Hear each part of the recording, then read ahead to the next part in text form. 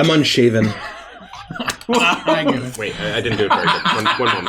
Mace didn't even get it. Yeah. You just Everyone backed shut the into fuck up. It's the clapper. Oh. Good evening, and welcome to another episode of Once Upon a Witchlight. As always, we would really appreciate it if you would like this video, subscribe to our channel, and check the bell so you never miss an episode. And of course, without further delay, I'm going to jump right into the official reading of last week's video comments. We got some good ones that Derek picked out this week. Number 1. Oh, we're doing it from the compilation of the TikToks as well, so it's actually not from last week's episode. I forgot. I messed that all up. Anyway, we can cut that. Yeah, it's YouTube. We can edit this. If you leave just a little bit of breathing room, I can cut it. I'll work my magic. All right, I'll see what I can do. Number 1. Oh, and I have to do the voice for the first quote because I just love the way it's normally delivered. She does Taroka readings? I was not prepared for how hard I was going to laugh at that. I started choking on my dinner. My face is completely red and my blood pressure's through the roof from laughter and near-death experience. I will never eat again while watching these. She sells shoes? Please don't die. I think I was going to turn into a snuff fic real quick. Number 2, the amount of joy I feel when I watch these videos can't be put into words. These campaigns have essentially carried my mental health through school. Well, you're welcome, and we're glad to hear that. Number 3. I startled me, really did. The angry Yornir will never not make me roll laughing. Number 4. We have a saying here. Laughter extends life, which means at this point, Mace must be immortal. That's probably true. Yeah. And number 5. I can't handle how good Nikki is at voices. Gotta give it Whoever says that. So,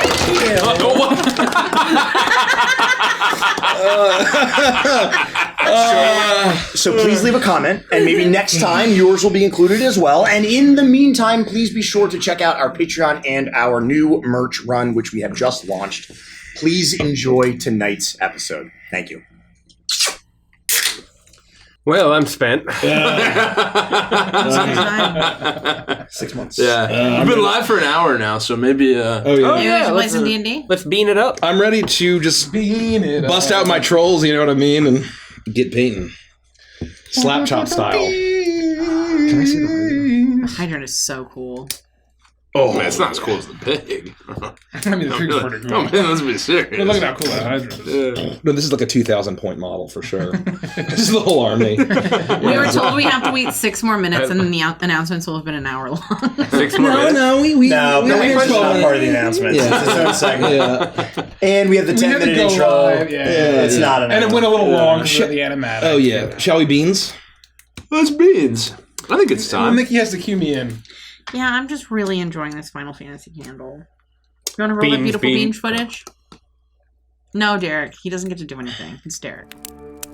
Once upon a witchlight hour, the sleeping queen stirred in her tower, and through grand halls past lock and key came to her slumber dreams of 3. The first brought laughter filled with fright, the second love defiled by spite, the third a world of pure delight. She welcomed these, they were her own, but soon from porcelain lips a groan, her silvery dreamscape now forsaken, to pain from which she'd not awaken. Something blighted had come hither, foul as nightshade creeping thither, from yon the grave-like curse did wither.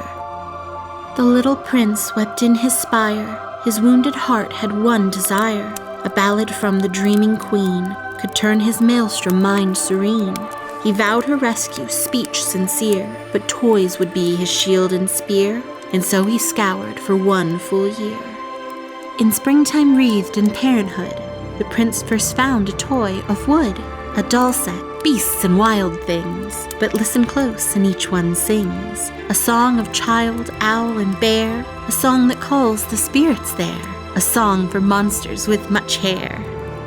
When summer heat steamed like a kettle, the prince then found a toy of metal, a rocking horse with ashen mane. Around its neck was draped a chain. Its horn and eyes and nose shoot flame, with mighty hooves and sturdy frame. No better steed one could proclaim. He searched from autumn's harvest throne. The prince then found a toy of bone, lettered blocks stacked to the sky, when turned to words could only lie. Deceit known to the hounds of hell makes for a potent hex or spell of souls, of sin, of Shadowfell. Through winter's chill from peak to pass, the prince then found a toy of glass, marble spun in measured motion, like careful thought or certain notion, each glinting cat's eye seeing all, from stars beyond the cosmic sprawl, to inner strength and mind's recall. When season stopped, the final day, at last the prince found halves of clay. He shed a tear. This would not do. His favorite toy was split in two. It stank and had a horrid face, but in his heart held special place. Through toil this crack he would erase. The day has come, no time for rest. The fateful toys placed in a chest, with stripes of white and stripes of red, just like a big top by his bed. The little prince prepares a flower for either outcome, sweet or sour, and makes a wish for love, for power, once upon a Witchlight hour.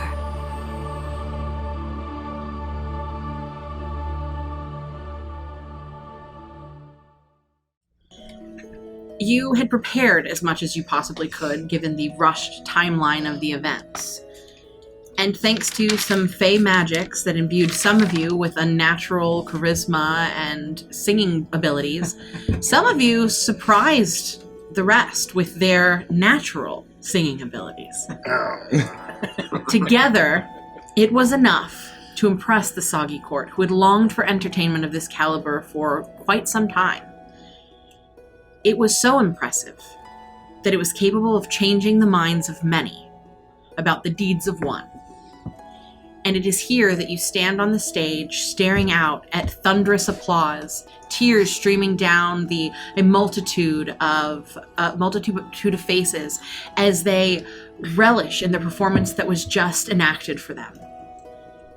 As you watch the king rise and announces that Morgo, the Knight of Warts, will be reinstated and has been cleared of all charges. An uproarious cheer erupts throughout the auditorium, and you are awash in praise and glory. As the lights move around, and you realize that they are the bulb of giant fireflies. And as the bulbs move around and shine from each of you, and you're given individual applause, you watch as they all direct towards the king, who makes this speech. And then the bulbs shift to the box where there should be Bevlorna Blightstraw, but it is dark. Now illuminated, sitting in the very center of this box, is one tiny Lornling with a twisted smile on her face. And as she gets up and hops away, you see, fluttering down to the lily pad she'd been sitting on, is a letter. It rests at the top. The crowd gasps and begins to murmur. The king seems nervous and uncomfortable. There's silence for a moment as everyone tries to understand why their patron, Bevlorna Blightstraw, wouldn't be here for the ending of this play. But quickly the king clears his throat and announces that this is not the only festivities for today, as there is one more event remaining. Electrum Chef will be conducted in the grand kitchens in promptly 1 hour's time. And should everyone prepare for the feast of a lifetime. Not you, buddy. The crowd, with the promise of food, immediately turns their attention from the empty box and back to you as they cheer and applaud. It is announced that Morgo will be retrieved from her holding cell and will be given a place of high honor at the dining table this evening. And the theater begins to, the patrons begin to disperse as you are ushered back into the dressing room behind the stage. The uproarious cheers, applause, and excitement begins to fade away as the patrons move out into the rest of the castle. The theater hands rush this way and that, but slowly the nightly duties have finished, and you are alone in the back room with roughly an hour's time before you are to be at the grand kitchens.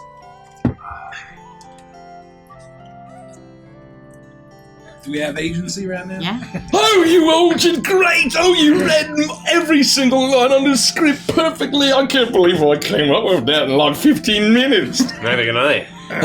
Frosty, you did wonderful as Wigglewog. I mean, just being so hopelessly depressed and friend-zoned, you were just a natural. Thank You you. were a natural, Frosty. Well, I owe much of the performance to whatever that magical liquid is, though when I first started singing, I probably started an octave too higher. Yeah, I mean, we didn't really have any previews for this or nothing, so, I mean, I feel like given the circumstances, we achieved the propaganda rising that we was hoping for, so... Morgo seems to be free. That's the decree of the king, and we succeeded at least in one thing. It is remarkable. I can't believe we pulled it off. Hooray! Good job, fellas. We did it. I'm just a little nervous about what's coming next. Oh, Tormek is too. Did we find those hairnets yet? Torbeck, before we talk about our coming Electrum Chef's challenge, can I ask you, did you also imbibe on the magical singing potion? Yeah, how much of that stuff did you have? No, Tormek wasn't aware that there were any free samples, or Tormek would have helped himself to all of the samples. I had 3 myself. You could have had some, but you... Why do you sound the way that you sound when you talk? What does Frost mean? Well, Tormek sang like Tormek talks. No, you didn't. Your voice took us on a magical journey. I mean, it was beautiful. I've never heard anything like it, man. Yes. Torbeck, you have a gift. Don't hide it in a bushel. Tormek thinks that you're all making fun of Tormek. This feels like all the other times you guys made fun of Tormek. And You know how much money we could have made with an act like that? Well, who was gonna climb the Ferris wheel? We could have done that between sets. I mean, that would have been easy. Oh, man. Tormek doesn't know. Well, hey, I mean, if we do get a little bit of a down payment from Mr. Oslov on this quest that we're still on, I'm reminded of presently, we might be able to use that as a nice down payment to actually, now that we've done a little bit of competitive research at the, I'm twirling my creamy mustache that I don't have right now, a little bit of competitive research with the Witchlight Carnival, we may be able to do round 2 and make all of the money in the world with Torbeck's lovely singing voice. We'll see. Tormek isn't sure. Tormek doesn't really have what it takes to be a headliner. I do agree, Greco. It is important for us to remember why we're here, what our purpose is. If we get enough magical items that we could perhaps sell and get the debt removed, our lives would no longer be in danger. During downtime, I propose that we take inventory of the things that we find and earn in this strange land. Any further reason to risk our lives can be up to us, but... You feeling all right? What's the matter with you? I just had a realization. Torbeck Yes? got sucked to hell, to Feywild. And we enjoyed the rest of the night. And it was just a couple of hours, right? And suddenly 5 years passed for him. We've been in the Feywild for a couple of days. Yeah. Yeah. What if it's already been 30 days for Mr. Guru? Can he get here? Well, no. Well, it's the reverse, man. It's like Yeah. seconds in the normal world. Yeah. Oh, He was 5 years here. That was a couple hours for us. That We means could we be got here for 5 years. so we have less time. We have a couple centuries, What if- I think is what Gid's trying to say. What if it's 5 years at the times? Can Mr. Guru get here? Oh, what if weeks and months have passed? Oh. No, hypothetically, if perhaps the reverse happened in the extreme, decades could go by, and he could die an old man. Just 15, 20 more years for him, I imagine. Oh, right, he's a human, right? Yes, exactly right. He's a gambling human who owns a casino boat. Oh, he'll probably die of old age and will be Wait, are scot-free. you talking about Roslov or about Guru? Guru. Guru. Yeah, I wouldn't count on that. What Why do you not? mean? You think he's got more than 15 years? Like 16, 17, 18. 19? Maybe 20? I'm just saying that he's got a pretty juicy deal with a Death Lord. You know what that is? No. It's a Lord of Death. is that when you're like, think about what that means. What to do? If we don't pay up, he's gonna make us look like empty Capri Suns. What to do? That's exactly right. What are you trying to say? You think Gru can't die? Or I'm not saying he can't die, but I'm just saying if he's dead, there's nothing to say he's gonna not continue to be alive while dead. If you catch my meaning. Who imbibed on concoctions before the performance? Well, just bourbon. I had 3. You had 3? Yeah. So you didn't? Instant diarrhea. Oh, and yeah, you didn't. Okay, I need you to roll d20s. I need you to roll 3 d20s. Oh god. Oh. Well, Torbeck always has diarrhea, so this is. What, you thought that was going to be free? Nothing free in the Feywild. I got a 3. Ooh, natural 20 and a natural 1. Unbelievable. Wow. That means they cancel out, right? Wait, so what did you get? A 1, an 11, and a 20. That's like a perfect spread. Yeah, I love a good Okay, perfect what did you spread. get? Nice. No, 16. Like a sandwich. Nice. I will, At a gala. you may continue to enjoy your RP. Well, we Wait, can. did you get my number? I did, yeah, you got 3. So if he's a Jefflor, Yeah. right? Yeah. I'm just trying to remind ourselves and I don't have the fourth wall breaking thing. We don't have an audience. Cremmy, you're pacing around. As you're talking. You're explaining about Gru. You're being very Italian with your hands. And you begin to notice that your feet are drawn to every edge, corner, and thing on the floor. No matter how carefully you walk, you keep stubbing your toe. If there's nothing to stub your toe on, you step on a caltrop. And my hands? No, I just imagined you. I just imagined you like Like a- Crummy just like a talking rug. with his hands. That's all. Oh, no. So he could be. I'm saying we can't count on. Ah, fuck! Okay. I heard that. Oh, where this ottoman fucking come from? Was I that heard here that.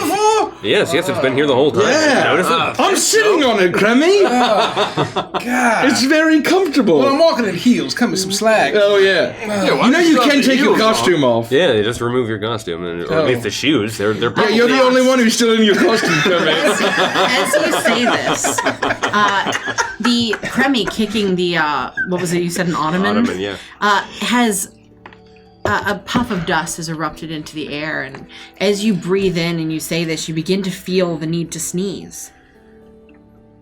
And you feel like you're on the edge of that sneeze, but it never comes. Frosty, are you okay? Just one moment. Just let it out, Frosty. That's just This is right on the edge. One moment. cucumber. Say cucumber. Cucumber. Say cucumber again. It always works for me. Cucumber. Cucumber. Frost, do you have to use the restroom? No, I need to sneeze. It's just I'm right on the edge. Just one moment. I'm gonna. Okay. Well, No, false alarm. oh, there it is. It's coming. Can't look at him anymore. Hey, Cucumber. here it goes. Oh, here it goes. Look, Okay. the point is that the first thing Rosloff said to us is that he wanted to die. I think he's going to die well before Gru does. But what I'm saying is if it can Gru get here?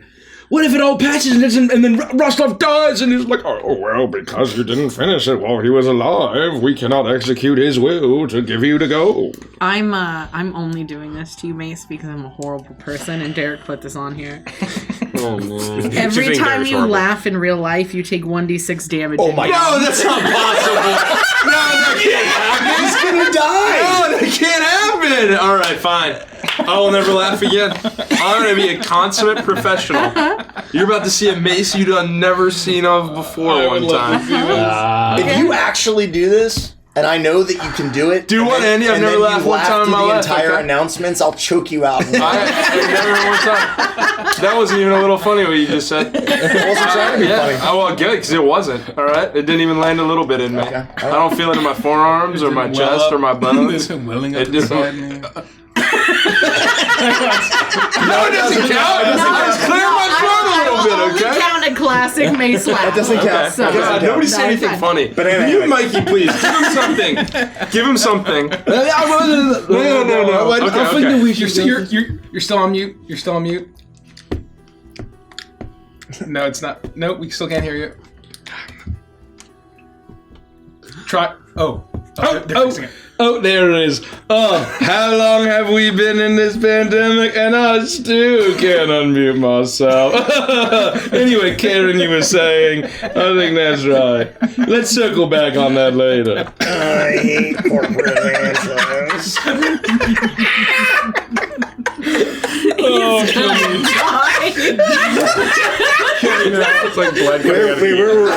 Okay, versus. No, wait. We were talking about Roslam and this guy, Garou. Yeah, A, there's no guarantee he's gonna die. B, I don't really know how old he is. C, I think even if he does die, he won't actually be dead. I'm sure he's gonna be some undead fucking death lieutenant for the rest of the time if he plays his cards right. And, you know, C, I don't want to Watch out for that gas.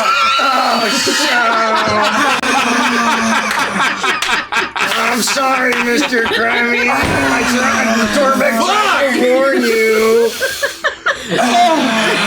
I almost shotgun both of you with coffee. Oh, it's this horrible chain in my lung. 3 points of damage. Oh, I shouldn't have taken my heels off, and you can see my pinky toe is just like turning. Paul always was saying we had a bad ticker. Cole's always had a bad heart. Just watch where you're stepping. It's really. Where's this all coming from? I don't want to look at it. Anyway, what were you saying? So what does it matter how old he is? Can he get to where we is? And if we run out of time, we may have all of the riches in the world after this. But he was like, "Oh, you're out of time." Time begins to stop, and everything goes black and white as frost. You step to the front, a spotlight shines down on you. As you're looking around the room, someone is the culprit here. You are now a noir detective. This won't be funny at all.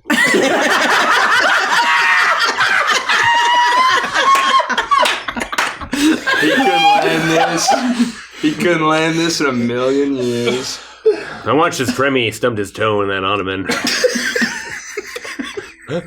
And I knew.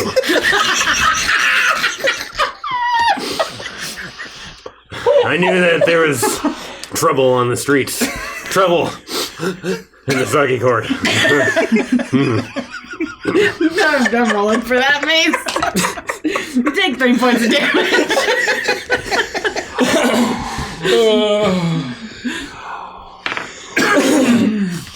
I reached for my revolver. Take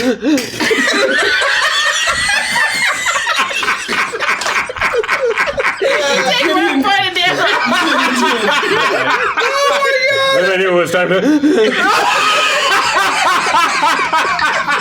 get to work. Go to a different person!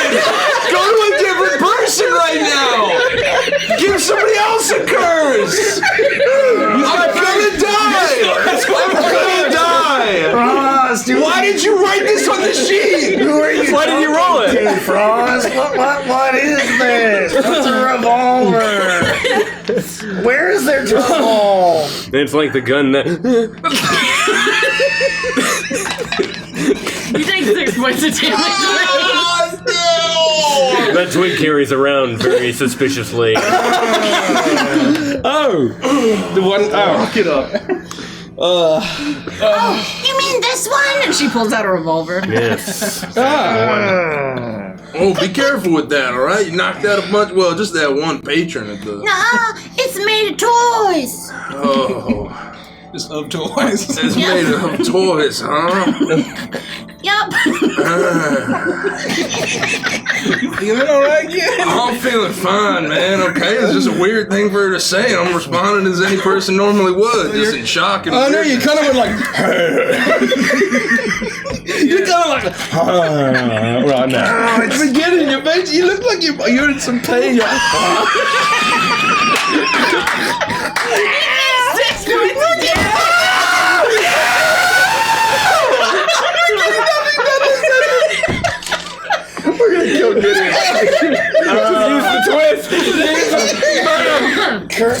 Greco, the Give noise. him one more chance. The noise you're making, it sounds like a pig rotting. And then the final one was a 20. Yeah. So this is going to affect everyone. Oh, God, no. You must all complete each other's sentences. My point is that in order to get the job done and to get the money to Guru, one's going to have to Pay the man back. Of course, Exactly there's right. no other choice. Gideon, correct me if I'm wrong, you've always been a fan of parodies, right? Do I have to finish the fuck? You like parodies, right? Well, sure, I like parodies. I'm not going to count it. I wasn't even a chuckle. I just was catching up. pleadingly. I was just catching up. Yeah. He said. You mean do I like a parody's nuts? Loophole!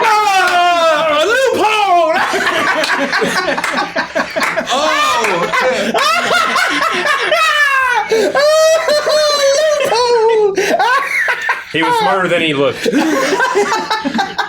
That was the end of the sentence. Karma, the wise fool.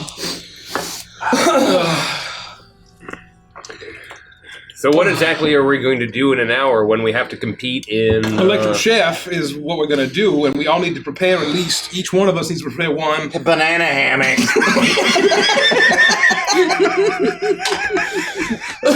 I'm sorry, what were you going to say? I mean, Torbeck is still just incredibly concerned about the whole Banana hammock.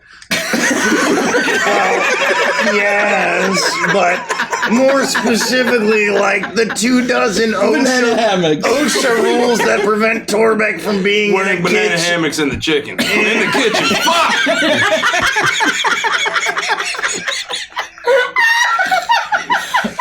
I guess they could end up in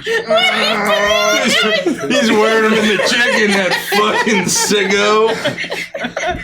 I told you never to bring that up again, Gideon. the casseroles. Bird! You take 6 points of damage, by the way. Never supposed to know about that. How many does it cost to clear them? 3. 3. That's for Mace. No. You can leave it. You can leave it in. Okay. You can leave it in. You're All gonna right. die. You were like... Not super soon. I've got 4 laps left, statistically. I'm clearing to finish each other's sentences. Okay. Okay. Okay. That one's difficult. When That they're ran already in at the- steam, yeah. All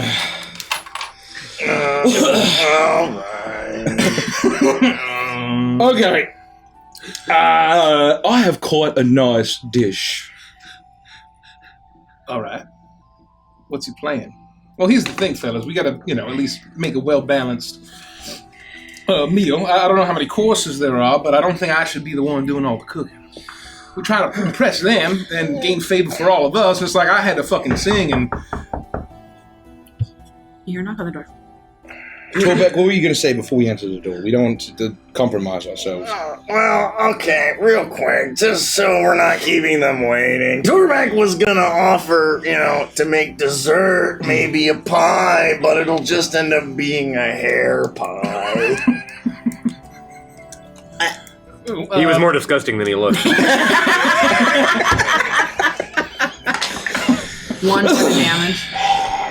How about this? If there's no hairnet available, can we burn it all off? What do you think? Just real quick. You wanna set Just send Torbeck on fire? He's like 80% hair, man. You want to burn his hair off? He doesn't need a hair net. He needs like a fishnet bodysuit. Like a trash bag. You have a knife, right? We'll just take the Yeah. knife to it. We'll just, trim him up a little bit. You want me to it's trim not up so his entire grotesque. body? Oh, yeah, I mean... Alright, lay down. You're gonna have to get up way up deep in Torbeck's grundle. You know how matted that's gonna be? That's gonna... Severely. Oh! It might be more economical if we use the wax from that costume I had earlier.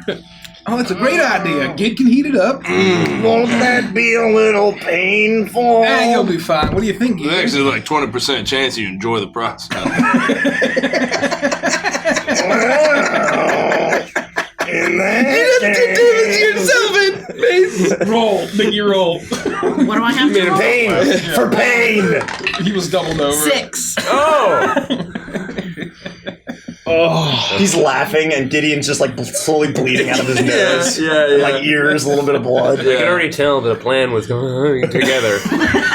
Pretty soon we were going to find out how much pain Torment could take. I love these two together. I really do. You hear very faintly as you're very close to dying. Laughs for the laugh god, honk for the honk throne. You do, yeah, that actually happened. But someone did knock at the door. Oh, yeah. Oh, right, we the door. forgot. We'll wax you in a moment. Coming. What do? Welcome on in. Greetings. Hello. Hi. Oh, hey. Hello. Hey. My name's Angelica. You're probably looking for me, famed theater No, director. I'm looking for all of you. Angelica. Oh, well, I'm included. Angelica. Angelica. Angelica. Angelica. Angelica, it is a really pleasure close to meet you. Angela, but it's not. She had legs that went all the way from the waist down to the floor. Frosty, isn't that how legs work? Yeah, I did have legs like that. John I hate to do this to you, but I'm gonna need 3 to 4 of you to come with me. Well, but there's 6 of them. No, there's 6. No. This is a whole group package sort of deal. Just Yes. like I had to wear this, I should probably get changed. But yeah, I mean, is it something where we could all come?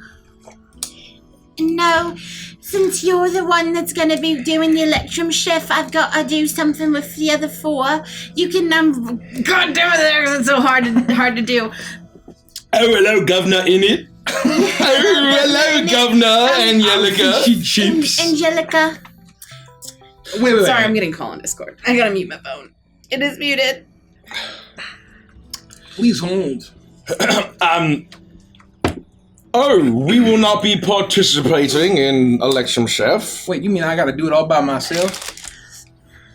Yeah, that's how it's got to work. God damn it, this is gonna be your voice now. Fuck it, I'm switching it. That's fine. This is what a voice is like now. This is just going to be so much easier to do. I didn't hear anything else, Angelica. No, I'm it's canon so now. glad. Yep. Thank the gods, Torbeck doesn't have to bake a hairy pie. No, we figured that the thing that was going to be the best was if we let the little one go with you and she could be your, like, sous chef, right? All right, I know. Yeah. We can handle that. What do you think, Twig? Yeah. Could I have a knife? I mean, yeah, you're gonna need at least a few knives. That's how it works in the kitchen. Here, you can have my dagger.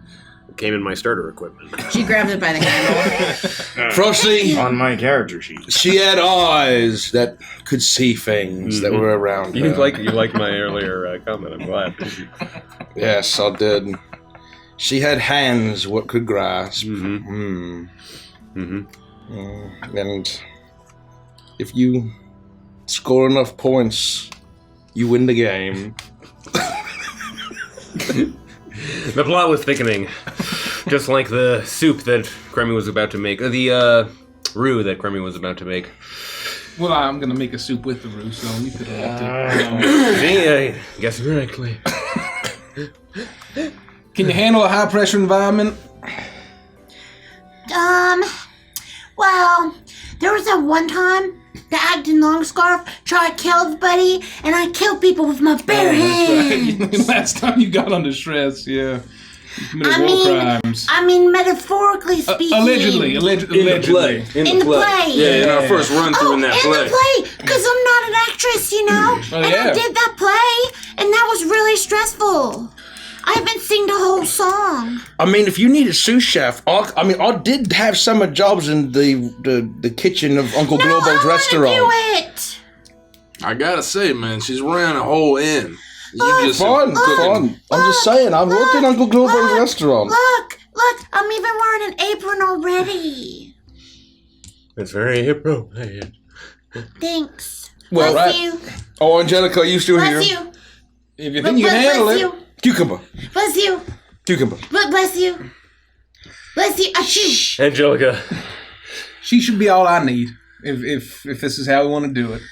All right, yeah, we think that would be the best because we really should remove the rest of you. It would be an unfair advantage to have all of you working on one side. So, Where would you like us to go? well, we just need to have you step outside. You're gonna take a little potion that will alter your state of being for the contest, and we've actually found a great way for you guys to be able to help out.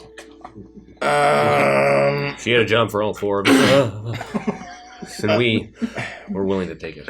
All right. Torbeck supposes Torbeck will go. But, we don't have to count out the hot wax thing. There's still time for that. Do we have time for a hot wax? I mean, just to try it, maybe. I'm worried. I got worried that after hearing that our bodies might transform and there was hot wax, that this episode might be a thinly disguised exertion of the writer's fetishes. It was like an episode of Totally Spies. Oh, Jesus. Well, if it all makes us inflate and expand, lads, it's been a pleasure serving with all of you. I'll put out my fake cigarette. It's just like candy. One of those candy cigarettes. Let's I make our love how exit. you're doing a prompt, but you aren't. I do. I felt left out. All right. Torbeck's ready. All right, we just have to go on outside the door. Oh, let me bring the wax. Sorry. We'll leave you here. We'll leave you here with the. Oh, hold on. We're gonna leave you here with. Torbeck likes that sound. It makes him all tingly. Torbeck's never felt that way before. Oh, yeah, don't stop. You take 2 points of damage. Clear it. I'm in the danger zone. Uncle. Oh, God. Oh, my eyes are bleeding.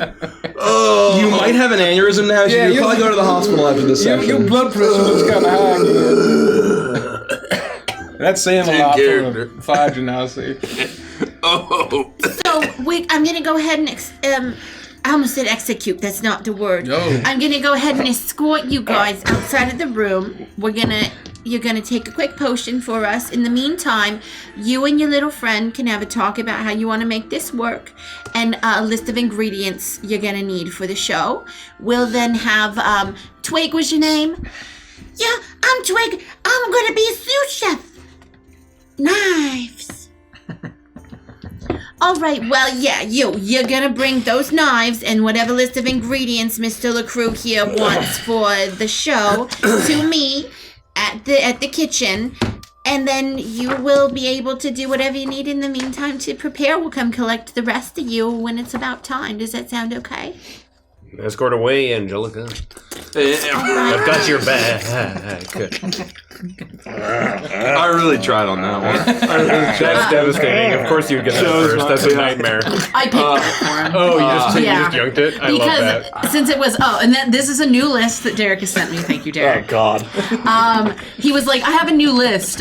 So whenever you want it, I was like, send it to me. And he was like, no. But for like next session or whatever, I was like, no, send it to me. Because I knew that I was going to twist. I knew I was going to dread them for certain things. So thank you. That was beautiful. Pleasure. But they're compressed in a way where they don't have numbers. So it makes it really hard when I have you roll to know what it was. It was my pleasure. Thanks. Anyway. Is there any chance, real quick, any of those potions heal? I've never taken 36 points of damage so quickly before.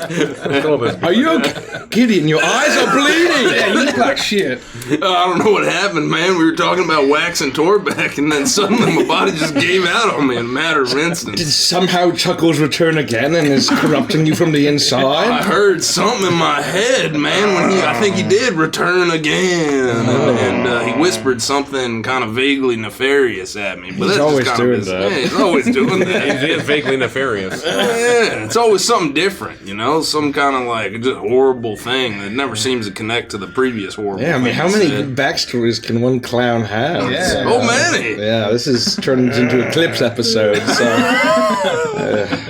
it reminds me of an episode of Totally Spies. Let us proceed. My work here is done.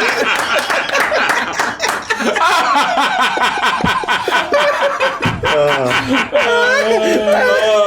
God, the veiled fetishes I wanted so bad. I wanted so bad.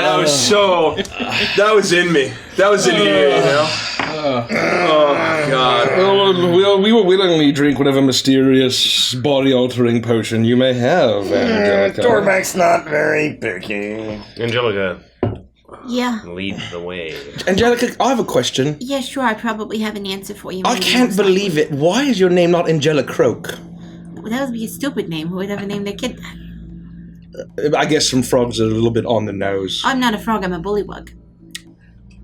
Exactly right. Yeah. Let us go. And would you like to follow me? Good luck, Mr. Crammy. A lot to do, We'll fellas. be cheering for you. Yeah, hey, good luck, buddy. You're gonna knock it out of the park, all right? Yep. Just don't like burn anything down, or like break anything, or make any deals without my presence or no knowledge. You understand? I'm just saying. Well, we ever even come close to doing something That like would that? never happen. Are you kidding me, Crummy?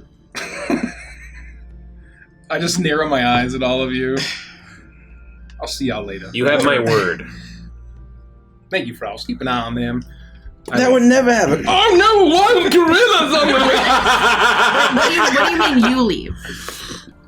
We Oh, They're leaving. we They're leave. They're just stepping outside for a minute, so we'll be doing a Oh. quick split screen. Closed the door on Cremmy, and I wondered if I ever would see him again. The four of you step out of the room and follow Angelica down a small hallway and then through another door where you are met by 10 bullywugs in white coats.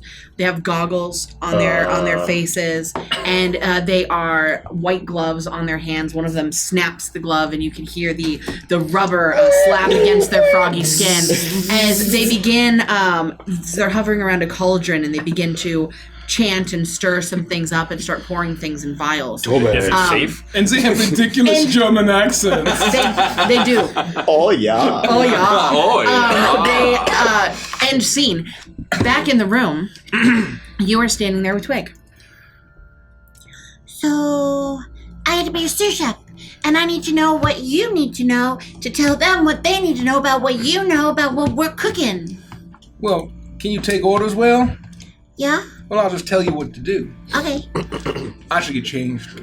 But do we have to get the what? No, I gotta get him a list of all your ingredients. I got the list right here. And I'll rip a piece of paper out and I'll pass it to her. Is it a list of ingredients? Oh, that was way easier than I thought it was gonna be. My orders were to take this directly to the kitchen and never come back. Like, never come back. Well, I don't know. She didn't say I came back. She said I'd go to the kitchens, and then you would be escorted there when it was your time. I mean, that should be everything I need. I did prep a little bit. I mean, I didn't write an entire fucking opera, but I can write some ingredients down. You know, I knew this was coming. Okay. So let me... Is there anything I need to start preparing before you get there? We have about 40 minutes, my skin says. All right, if you can dice the vegetables, sharpen this knife here. If you could make sure that all the ingredients are laid out in different stations. Do you want me to label them? I have a label maker. What's a label maker?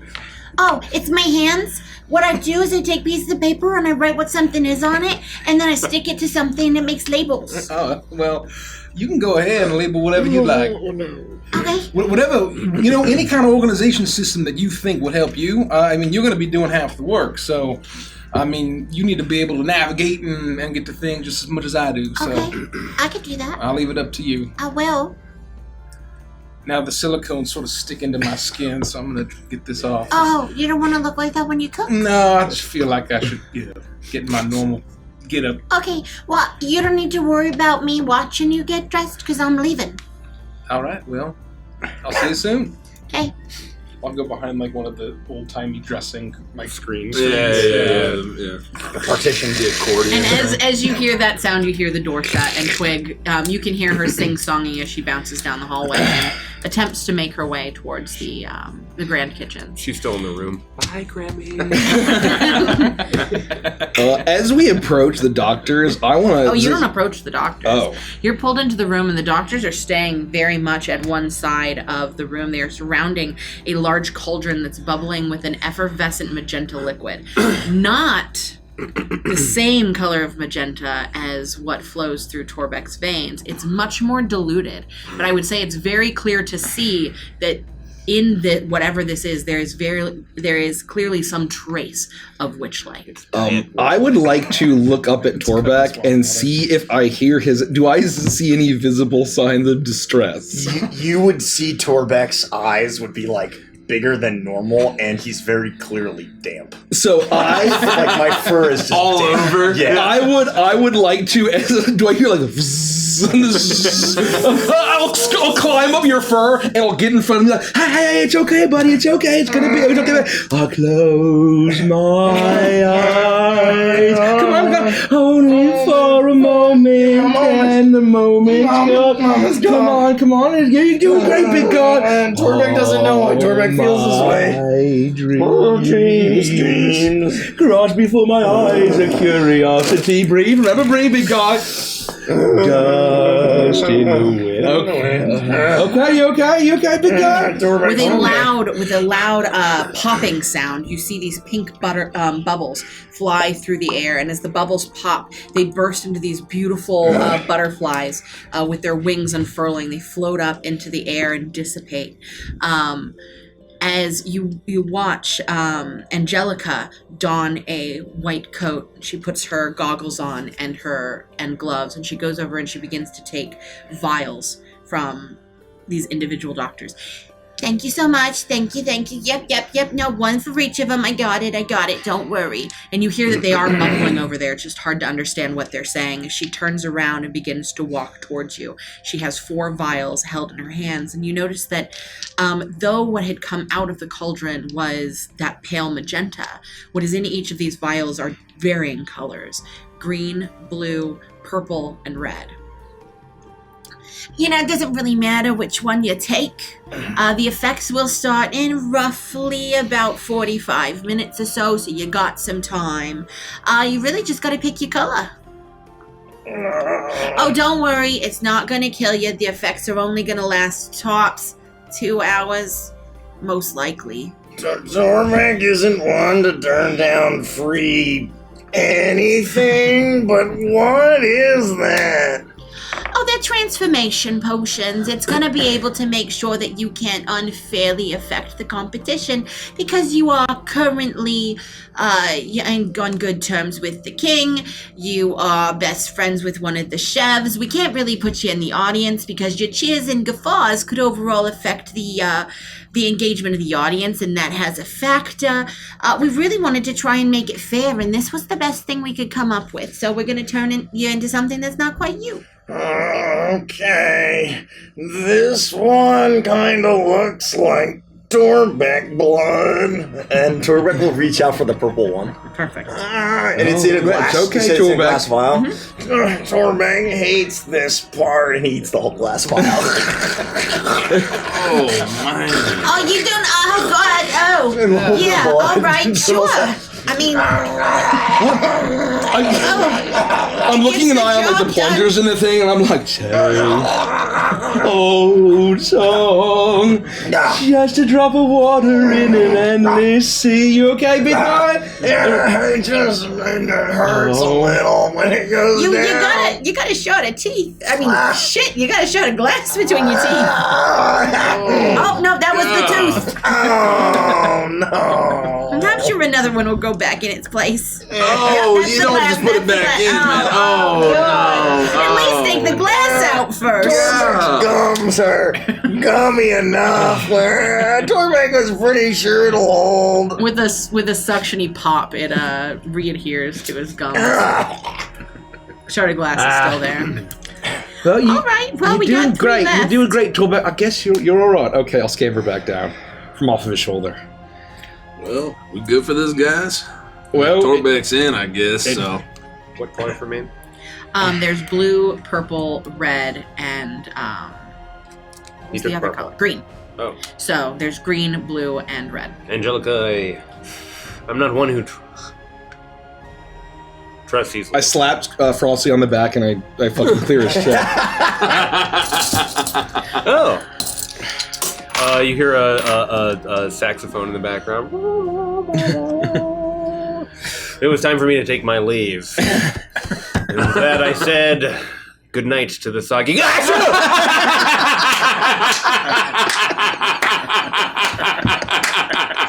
Oh, God. Oh, thank you. I finally got it. Well, I'll have the green, please. You take she hands you the green vial. Boomy, you're Torbeck, watch closely. Torbeck, I need you to see this. And as you drink it down, it is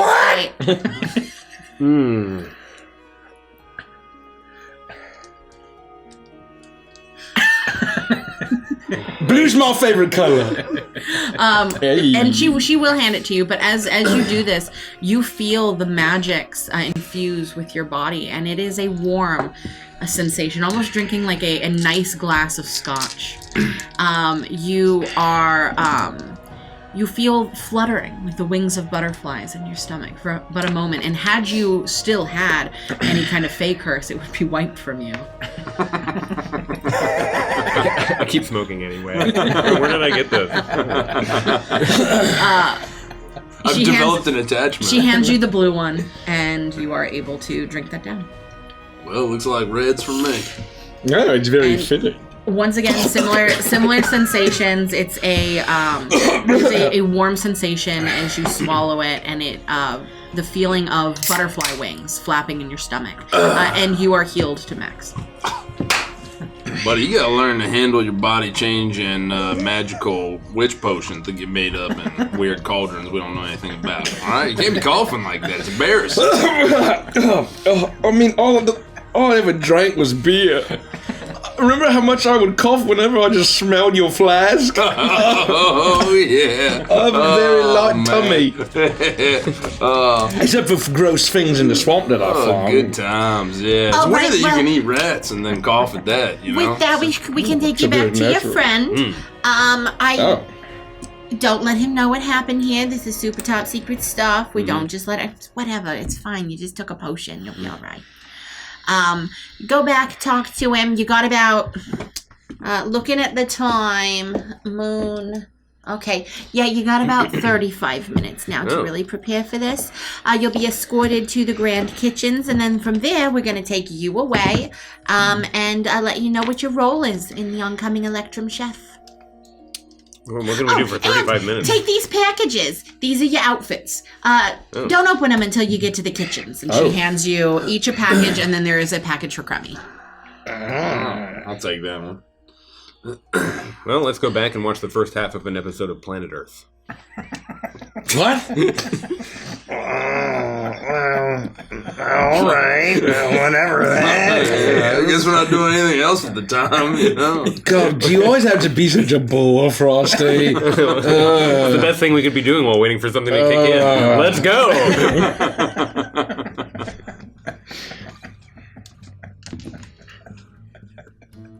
A long hallway.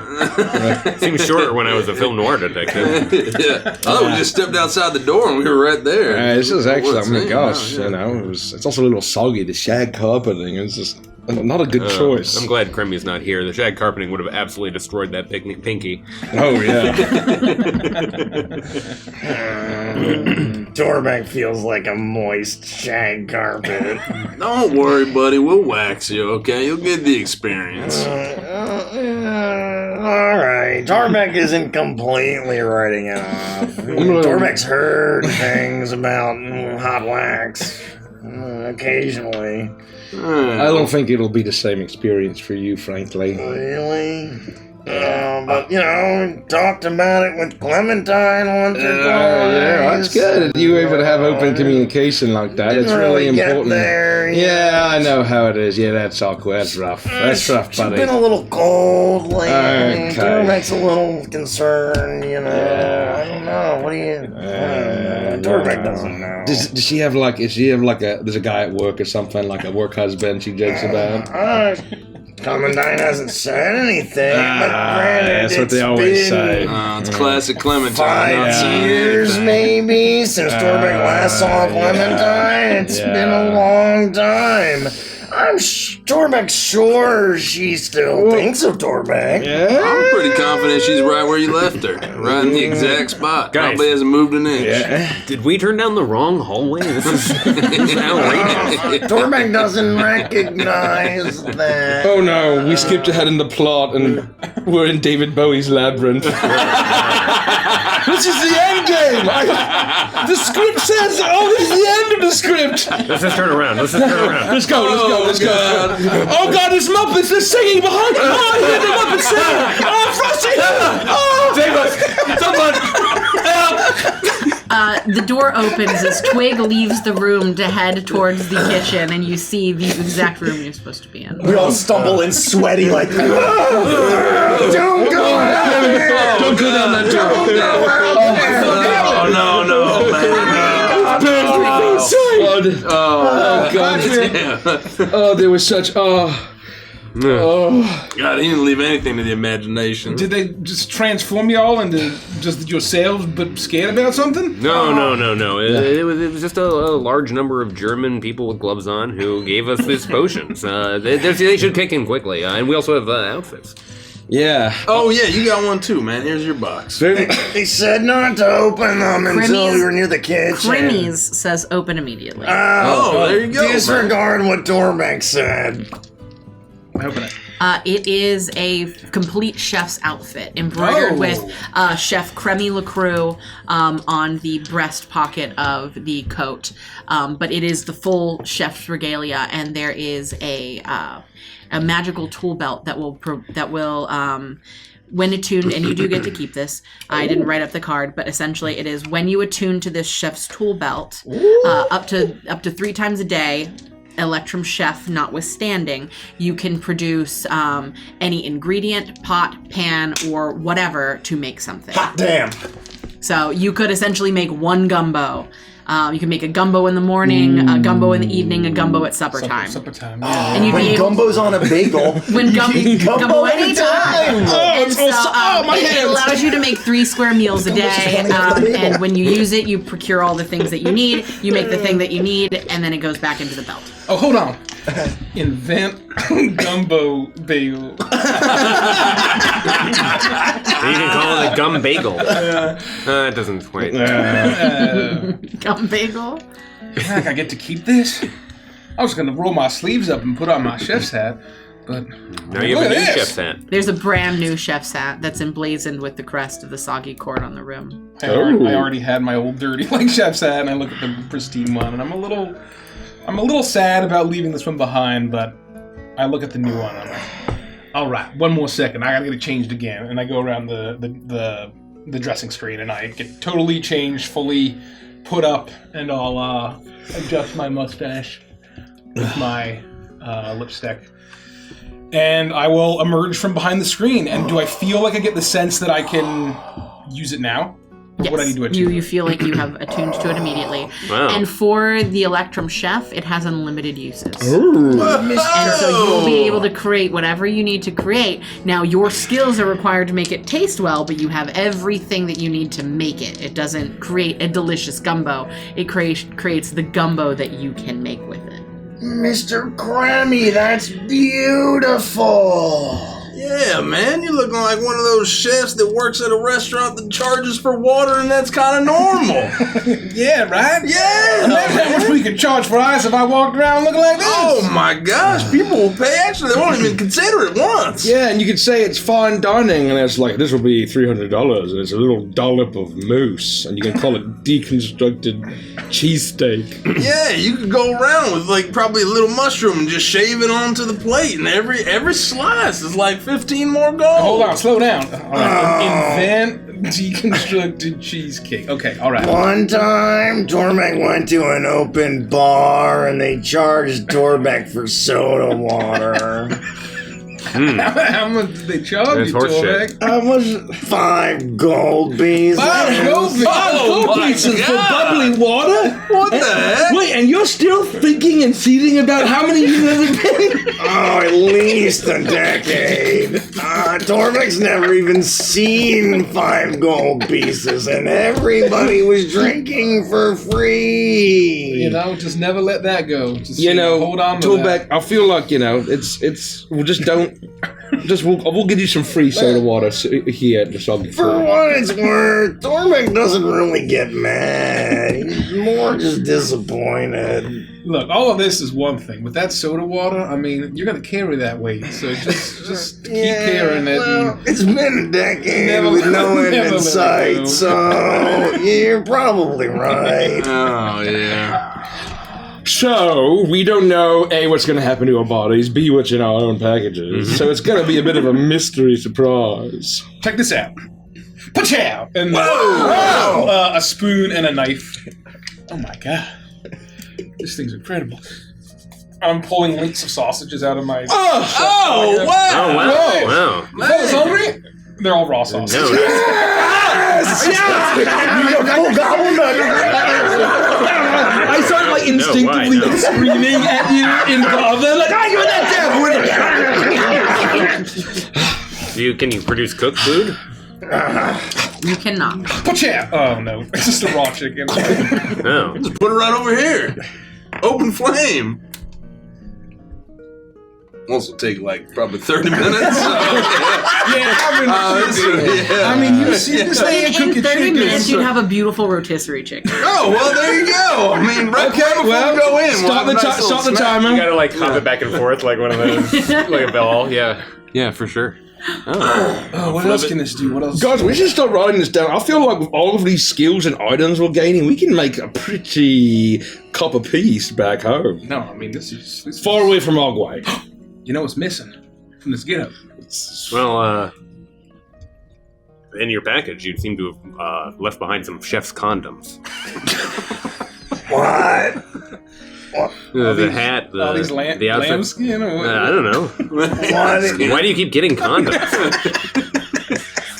Oh, it's in the baggage. I was just thinking. Just a loose yeah. It's in the thing that you see. collection of loose condoms. That's insane! Was that clown around here? Like, is he missing his balloons? Different sizes and brands. Is that what you were referring to? Oh, it's me, Hoppy! I assume That's where my balloons went. the chef's hat, the chef's knife, the right. chef's outfit. Yep, and the chef's condom. Yes. That's. I don't know what you do. I'm not a cook. I'm glad I'm not in your shoes. Yeah, just remind me to never eat anything from wherever you're from. All we really know how to make is hot sauce. And some random facts about Spain. No, there's one thing that's missing. I open up my compact again and I pull out my black lipstick and I add a curl to each of my Extra There we go. Oh, What do you think? What do you think? Yeah, it looks Right, absolutely right. great, man. Mamma mia. Turn it up a little bit. Here I go again. I know you got a new fancy outfit. We need a Chef Cremy Chef's Kiss emote. Yeah. Apron. Or an apron. Oh. Do they do aprons on Brental? Oh my god, that would be an amazing apron. They Surprised if they I do. actually think they do. We'll check. We'll check, yeah. We'll check. In the works. I know you got I wasn't going to say anything. I know you got a cool new outfit and everything, and it summons up everything you need. But we can't go in there with you, and you know, you can take this knife, man. hand over the Forlorn's Remorse. Ooh. It's the sharpest damn knife I've ever come across. Nothing you're gonna find in that kitchen that can't cut. Is it like disrespectful to cook with this thing? No, probably not. I feel like it's like whispering at me or something. No, Oh, just God. don't strike anything so hard that it replicates what would be like a critical strike, because I think that kills you. Wait, hold on. I'm sorry, what? Well, I don't know that that's true. But just don't hit anything too hard with it, man. I'm just saying, anything you want to prepare in the kitchen, use that deck. All right, Gid, I'll do it for you. Did somebody say something? Torbeck thought Torbeck heard something. Do you guys hear that?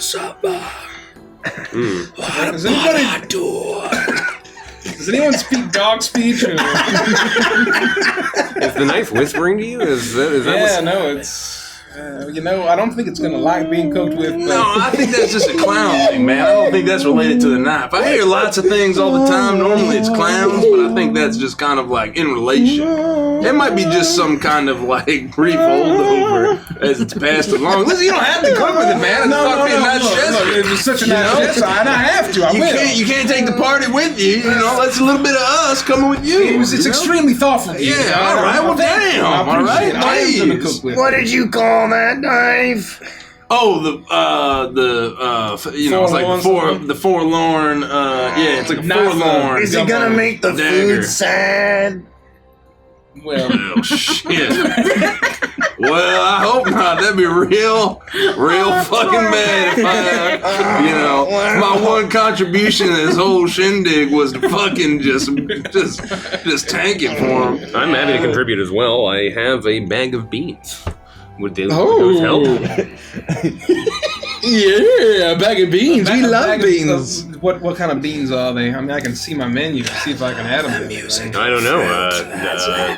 They seem to be just normal beans. Oh, those are definitely cursed beans. You can't take No, those. they were magical beans. It was explicitly told to me. I mean,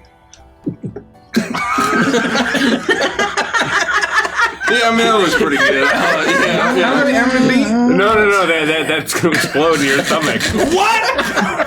Why did you hand that to me, man? I put most of the things that end up in my hands in my I mouth. didn't think you would eat it. Why would you not think that I would eat it? 5d4 fire damage. He's made of fire. His insides are literally fired. I'm marking one off. It's 5d4 fire damage? Yeah. Okay. No, are you serious? I just full healed from all the laughing. 12 points of fire damage. Oh. And lots of internal bleeding.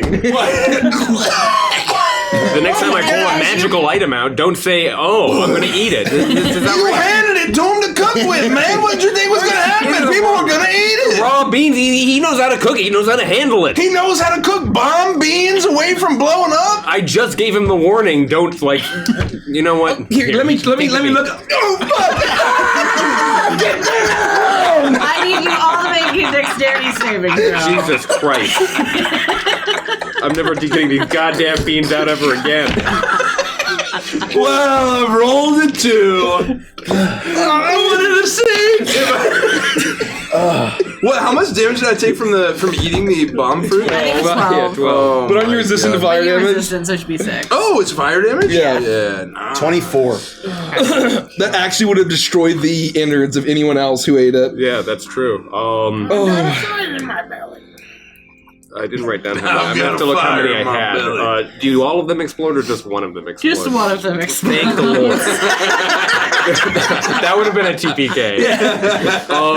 If we got killed by exploding I magical beam, succeed, so I take half of whatever 5. I fail. This would be the real. This would I've be, rolled a 5. if all the beans go off, this would be the real false flag. All of a sudden, the Kingdom goes off. a bomb has gone off. Well, We're thank right you for over the coming to pipeline Witchlight. that feeds straight into the. We'll start a new campaign next week. I pass. You pass? You still take All half right. of whatever Yeah, 5d4 you still take is. half. As Gricko stumbles forward. I think I only have like 4 of those left now. I rolled really low. Those who failed take 16 points of fire damage. Oh. Yeah, those who Oh, passed God. take half of that. That's 8. And as this happens, one of them hits Gricko trips over the ottoman that Remy had This fucking ottoman! into the middle of the room earlier, and he stumbles. He's able to keep most of the beans in his hand, but one of them flies and lands onto the cobbled floor. And as it hits, it sparks for a second, and it's fine, but then it bounces, and you see it begin to shake and pop, and then it bursts forward. Those of you that are more dexterous are able to jump out of the way and hide behind something. The rest of you are shocked by what is happening here as you're blasted backwards. You're singed and scarred. You're wounded from this. I'm picturing the gem from episode 1 of Arcane. It's literally and the building levels. Well, shit. I maintain the rest of the beans. It's actually more from episode 3 of Arcane. Oh my god! It's like a tactical nuke. Yeah. I looked down at the pipe through my chest.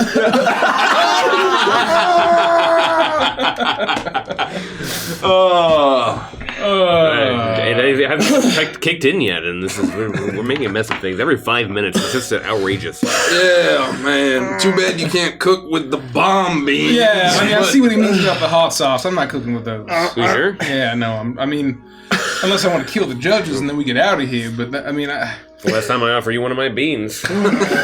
Gricko, do you have anything to offer? Are we all offering something?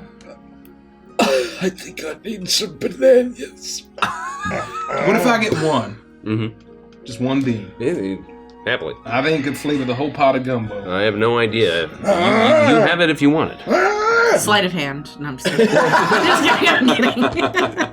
There's 30 of them! It's like the buzzer that the clown does. Yeah, 14, I'm fine. Well, the DC was 15, so.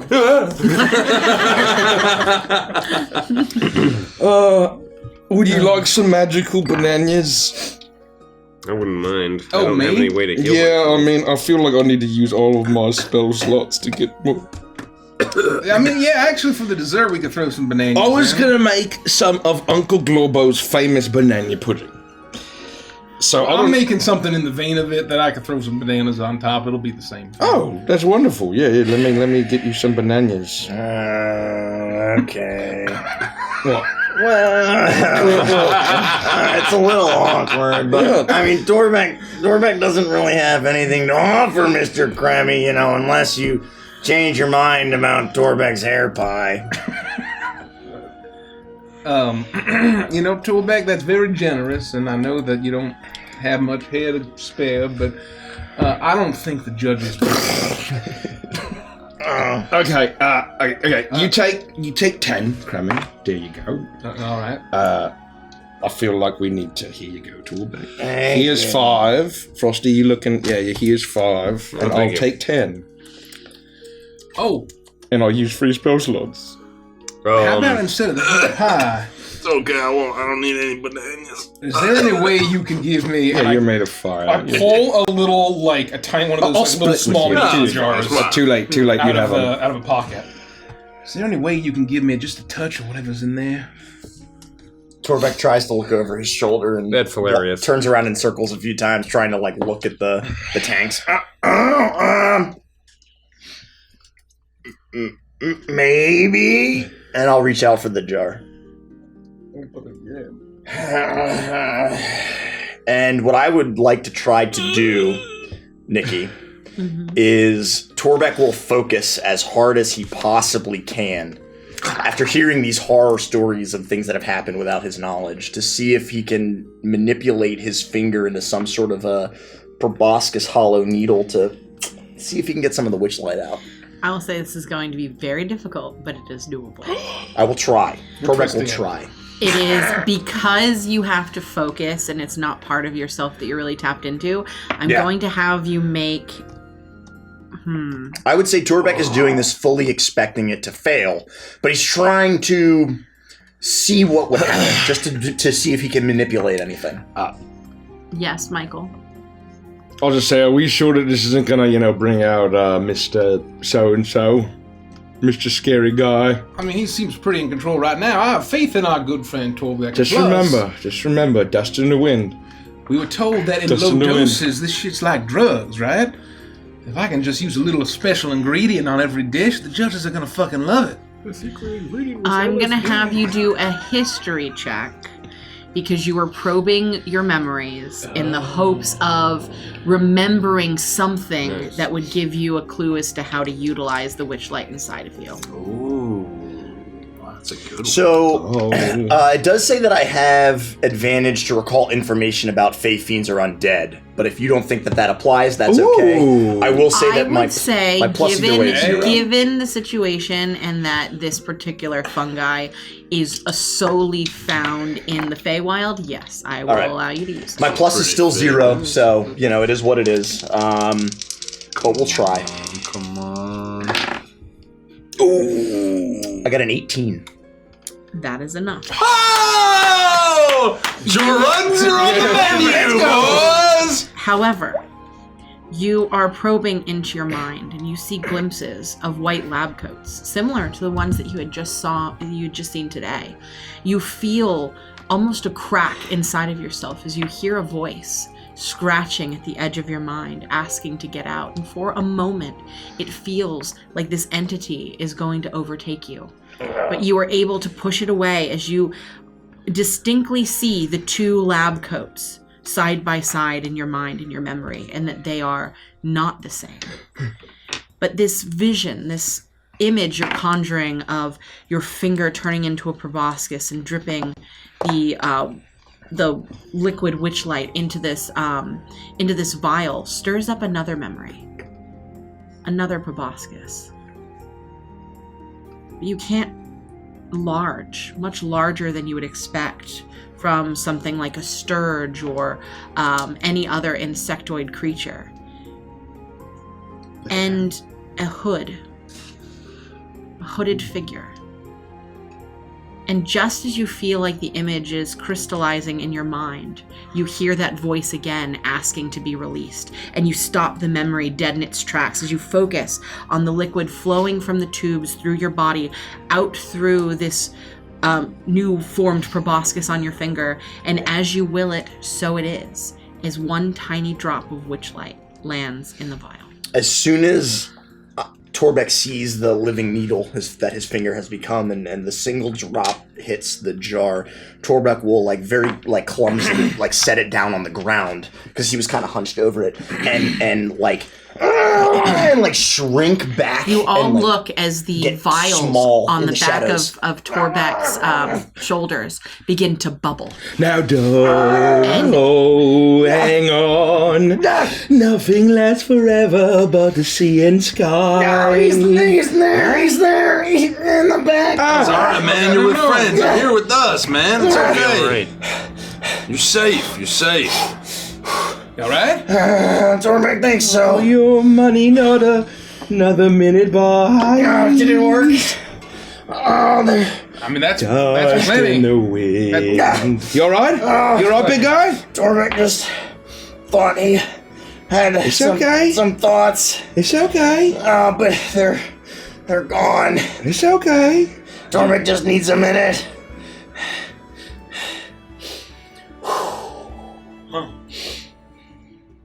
That'll do. Ah. I just got a crazy idea. What, Clemmy? It's been pretty crazy so far. Well, hold on. Just hear me out, all right? If Torbeck can learn how to do that in high quantities. And I will say you suffer 1 level of exhaustion. Ooh, okay. my What were you saying, God. Remy?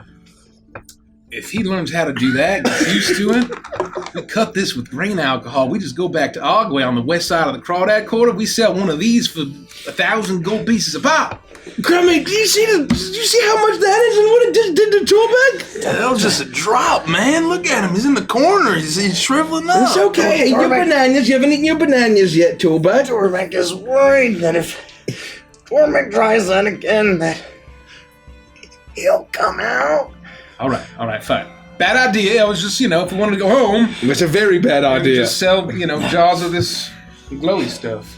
And so I will summon like a little jar of grain alcohol or moonshine or something, and just sort of cut it, right, like with and dilute it a little bit, and so that it's like more than just a drop. And I would imagine it's still a little pink, but closer to clear. And I would screw the lid on, and this will do just fine. As Torbeck begins to recover lethargically, he'll like stand up, but like tall and thin, and stick to the corner shadows and move around the corner of the room, and just like almost just stick to the darkened corners where the lamplight is flickering around. And he's not gone, but it's very much he's like hiding and skulking.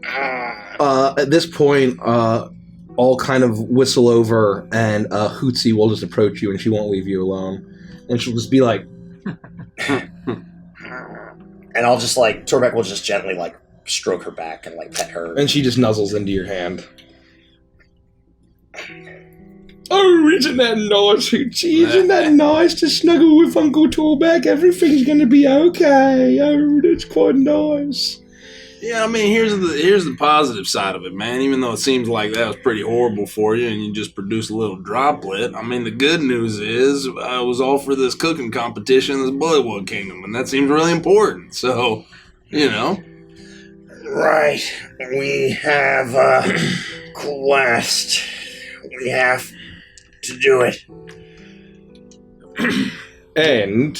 even though we don't necessarily have to worry about that guy with the top pants, we're still going to take care of him, because Mr. Guru ain't all of our worries, and you're helping us with him, so we're going to help you with that top pants man.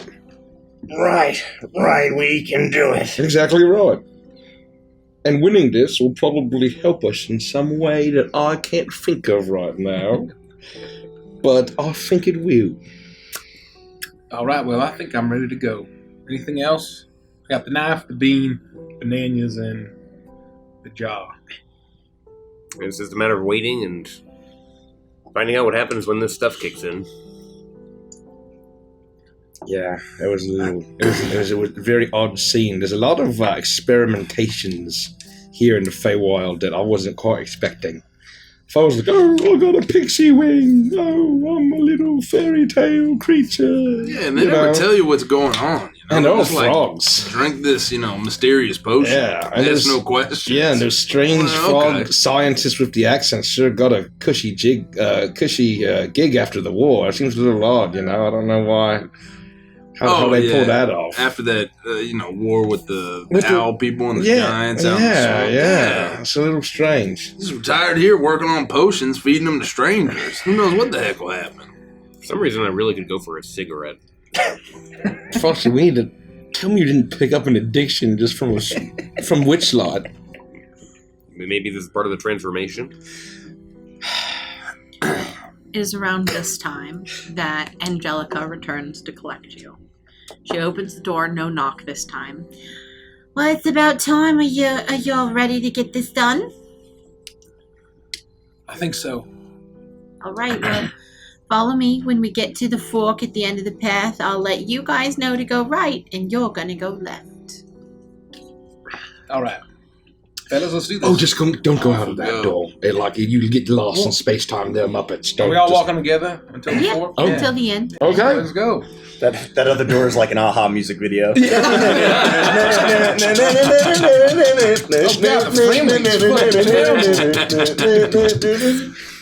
with that, you will make your way down twisting hallways and through the soggy court. You are making your way back up to one of the higher levels, one of the non-submerged levels of the soggy palace. And you do find yourself eventually in an area that clearly looks like service hallways. And you see other chefs milling about this way and that until you eventually get to a long marble-floored hallway that is illuminated with these beautiful wall sconces that shimmer and shine with hundreds of fireflies in each one of them. As you make your way down, you do pass a door that is marked with a star, and it says Electrum Chef on it. It's clearly the room for your opponent, but there is no name that you can see on there as of yet. And you continue to make your way down the hallway until you come to a split, and it is here that you are directed by Angelica to head down the left hallway, Cremy, and you'll find a door with a star that says Cremy LaCrue. You're to enter that room and prepare for the event.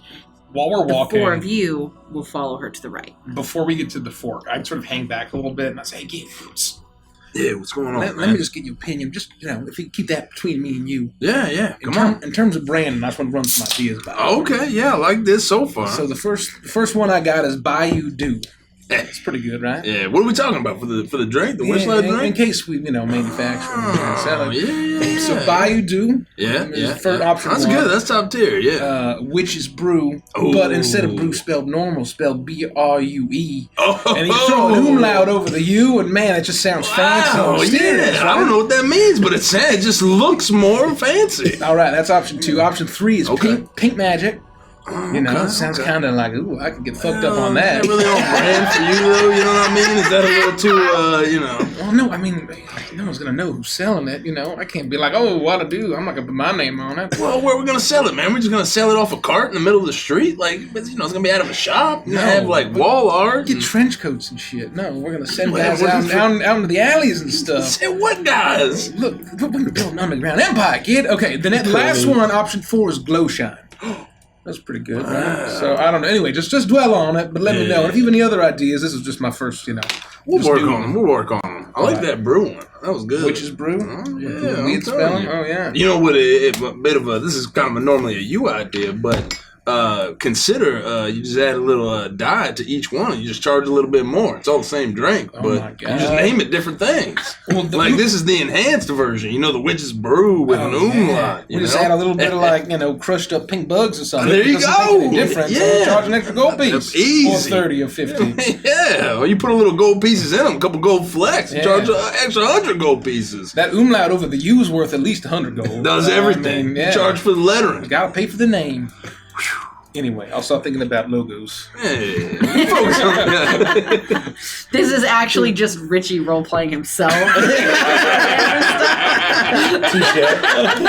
Touche. The VAT tax on this? Anyway, I will go to the door with the star. And you make your way to your room. It is a lightly furnished room with snacks and things of that nature. And we got snacks. You are able to just wait here until you're summoned to the floor.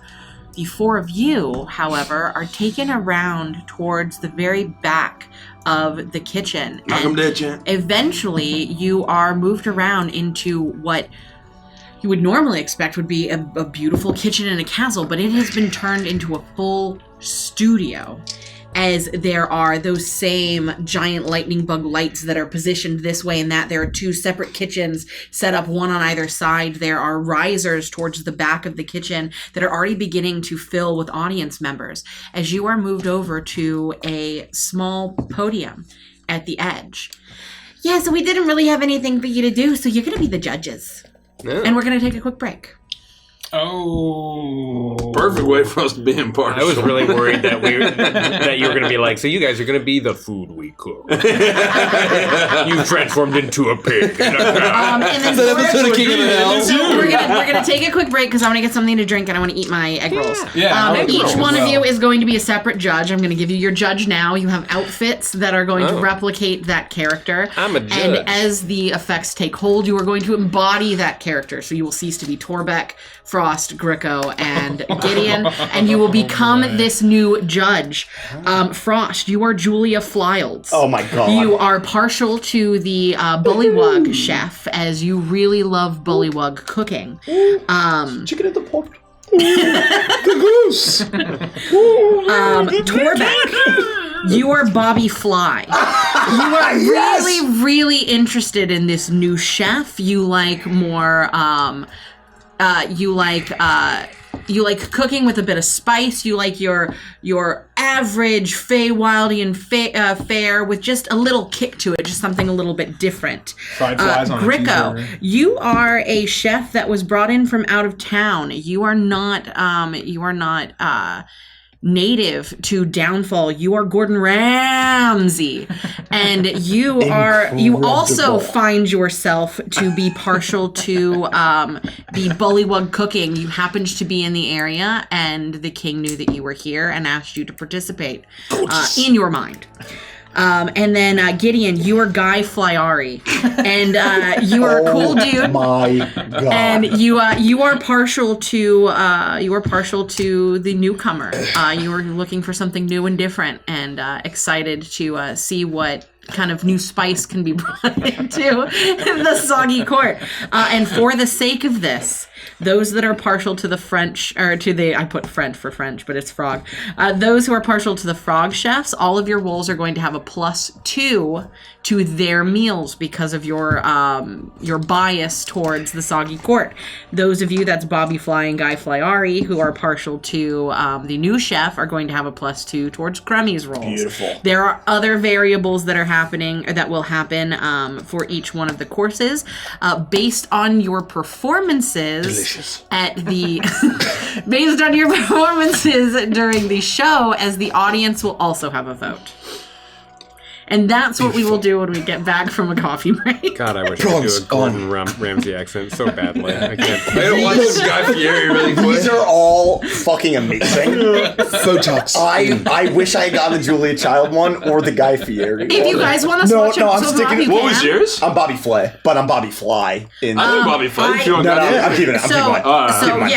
I just randomly put a name down, I'm but you sticking to guys it. are welcome to. I stick with what I get. Okay. And I I could also do Bobby Flay was one of my Emerald. favorite celebrity chefs growing up, so I can appreciate that. Also, I would just funny do guy. Elzar from Futurama. Well, so that's basically Bam! basically. Well, he's like Gonna Emerald. knock it up a He's like notch. he's like Emerald. Yeah, knock it up a notch. The four of you enter into this now kitchen stadium, and you are moved over to this raised podium where there are 4 seats, the judges' podium. And as people begin to fill the risers, you begin to feel the magics that you have imbibed take over as your bodies begin to transform. Where there had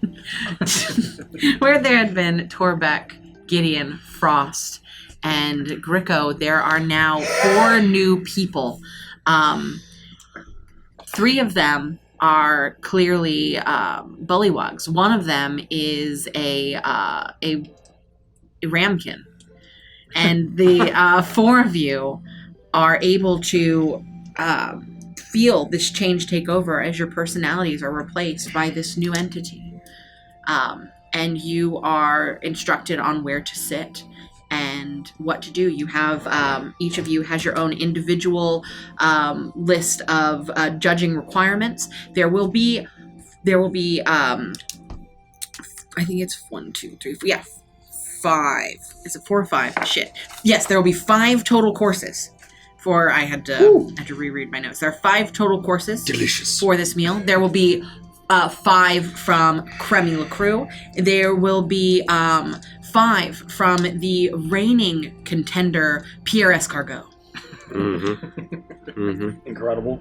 Thank you. Each one of them will have a certain amount of time to prepare the course. The preparation of the course is of itself its very own judging category. The way that they perform in the kitchen is tantamount to the taste that they will provide in this meal. And you will be required to determine how well they do. You will try each of the dishes, and at the end, the audience will have a vote, and the winner will be decided. Whoever the winner is becomes the Electrum chef. They will win a grand prize and become the official chef of the evening's evening dinner, and renowned throughout Downfall as the reigning champion. It is very important. The show is set to start in about 5 minutes' time. and you have a bit of time to commune amongst yourselves and talk about how you plan on judging and managing this this new role that you have undertaken. Something has happened. There's my face. I can barely move it. As if I've had many treatments. Do we still know who we are? A Buddha. Or are we completely... You like, are a completely... For My all mind. intents and purposes, Torbeck does not exist. I'm a in new this person. moment. You are a new yeah, person. okay. And that is how they have gotten around impartial judging. There is no remnant of Torbeck left in you. Wow, it's been a while. It's good to see you, you gentlemen again. It's a pleasure. We're going to be judging together. I'm really excited. It's really good to see you. Oh, okay. One of those. Sure. Well, you all know me, Bobby Fly. You refer to me as Chef. Yes, of course, Chef. It's nothing but respect between all of us. Yeah. Refer to me as Chef too, huh? You guys all know me. I am the star and creator of Bobby Fly's Throwdown. You and the citizens of the Soggy Court know all of my famous restaurants: Amal Fly, Bobby Fly's Burger Palace, Morand Fly, Flylos, and of course the Greek Fly Becca. Yes, I recall that you were very much into new cooking. That's right. I've done a lot of very revolutionary things. Me and Guy here. Yeah. We did a lot of stuff together. Yeah, that's true. Yeah. With like at least the second or third thing you said. Yeah. A lot of good collabs. Yeah. A lot of good ones. Yeah. Great ones, in fact. You know? We're both in that one place together. You can go there. There's also a rat that cooks. But yeah, we're right next to it. Yeah, both shops. And you got ratatouille. It's a toss-up whose restaurant's better. But yeah, it's peak of it's pretty culinary close. It's pretty perfection. close. Yeah. Where a little guy gets on your head and cooks delicious meals. Yeah, no, that's the other place. That's not one of us. Yeah, that's the other place. Yeah. Speaking of, though, anybody want some of this roast Disgusting. chicken I have? I forgot I had this perfectly cooked roast chicken. Nobody? I wouldn't be. Oh, this is gangster. This is gangster. Where's the lamb sauce? No, there's no sauce. There's no sauce. I just have the roast Where's the chicken. lamb You gotta sauce? get a big heaping helping of this. It's just a little salt on it. Did you know salt comes in a block form and is the most commonly used kitchen ingredient? Yeah? So what are we thinking about these competitors? You know, I got my eye on that young guy, the new guy coming up. Yeah, I like him too. I like the guy. I like how he looks. I'd prefer to see some classic cooking before we get to any of the new stuff. A lot of the new cooking, you see, there's quite a temptation to try something fancy to sizzle, but if you have a classic, something you can really put your teeth into, that would be my preference. All I know is he better make some fucking risotto. Well, I mean, look, there's always good stuff for the classics, but personally, I love the culture of grilling. It really just creates an atmosphere that's festive but casual. Yeah, I just hope he uses a lot of butter. I just want to hold. No! Oh, what do you mean? No! What are you saying that for? Not butter! Butter makes everything better. I'm going to have to agree with Guy on this one. If you're afraid of butter, then you might as well just use cream. Yeah, it's true. Yeah. I don't know, like all that. Unbelievable! Unbelievable! I'm a ram! Don't forget. How could we forget? You're buying all left and right. Yeah, Fucking disgusting! What's your problem with butter, man? I mean, butter's great. It is around this time that the stadium fills and the lights begin to dim and shoot this way or that. Crummy, a knock resounds on the door, and you are escorted not by Angela this time, but by another Bullywug, who makes no conversation with you, just motions for you to hurry and brings you around behind the back, where you actually get a glimpse of your opponent, Pierre Escargot. He is dressed in a really elaborate chef's outfit. He has clearly been the chef of the Soggy Court for a long while, though he does look nervous. Another frog stands to the side of him. I will say in conversation you hear that he's called Pepe. and they're working together, and Pepe's rubbing Pierre's shoulders, telling him that he's got this, he has never been beaten, he is the Electrum chef, and no newcomer, no city boy is going to come in here and take his title. And Pierre does make eyes at you, but he doesn't seem aggressive. He nods to you and smiles and silently mouths the words "good luck" as you are moved to the opposite side, and you see that there's a direct entrance to your kitchen. Your kitchen is fully set up and stocked with everything that you could have asked for. Twig's label makers must have been on high speed because every single thing is labeled by hand by Twig. And she is standing there. She is, unlike you and the other two in the competition, she chose not to don the sous chef regalia, and she's just wearing her normal outfit, but she does have a cute little ruffled apron that is embroidered with the name Twig on it, and it says Twig, sous chef. She looks to be nervous. She's sweating and kind of looking around, and as she sees you, she gets incredibly excited. Grimmy, you're here! Oh my gosh, that was a lot of responsibility for one Twig!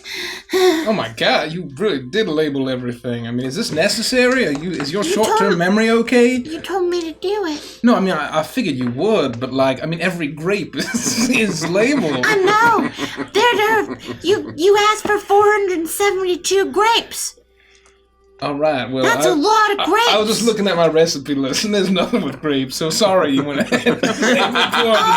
And she pulls out the recipe list, and you see that there's also an old shopping list that had gotten stuck to it. And it didn't say 482. It said 4, but then next to it there was something that scratched out that kind of looked like an 82. She closes a door, and inside the door you can see an entire room filled with rice where it says rice 1. That's exactly what happened. Gosh. Rummy, you won't believe what I just seen with my own eyes. What do you see, Twig? I was out there. All right. You see? Well, Where I mean, your you're kitchen telling me. is? Yeah, out there. Yeah. Yeah. I was labeling rice grain 467,789 Okay. million 472 gajillion and one. Mm-hmm. Yep. Yeah. And I saw them. What do they look like? Look skilled? No? Do they look dumb and stupid? Yeah. Oh yeah. We It got was this in the bag. Gricko, Frost, Gideon, and Torbeck. Oh, you just saw them. Yeah. And they were looking stupid and dumb. Yeah, I mean that's no different. Yeah, and not skilled at all. But you know what? We're not competing against them, so what does their skill but level they're matter? the judges, Grimmy! What? They're the judges! They're the judges. Yeah. We got this in the bag. No! Because they started putting on clothes. And I was like, why is Frost putting on this weird wig? Why is he putting on a dress? Oh, no. Why is his skin getting all old? And then I realized they were turning into new people. Look. And she pulls you to the side and she points to the judges' table. That's them. That's them? That's them. Who's who? The Rams probably get. Okay, I No, sort of understand that. no. Oh, that's Gricko. Yeah, no, it's Gricko. I couldn't possibly have another wine. That was Frost.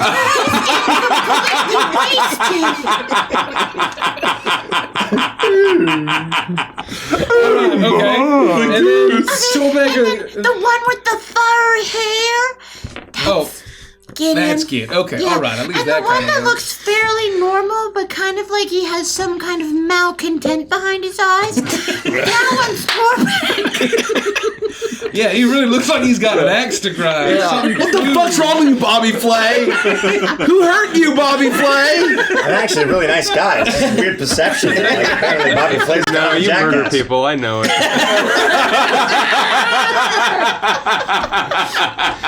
Maybe he has some anxiety in front of a camera that he's never got rid of, you know? So he just sort of comes off that way. I don't know, but anyway, I was told to tell you how this is gonna go. So, I'm sweating. That's a lot of rice, Grimmy. Do you need it all?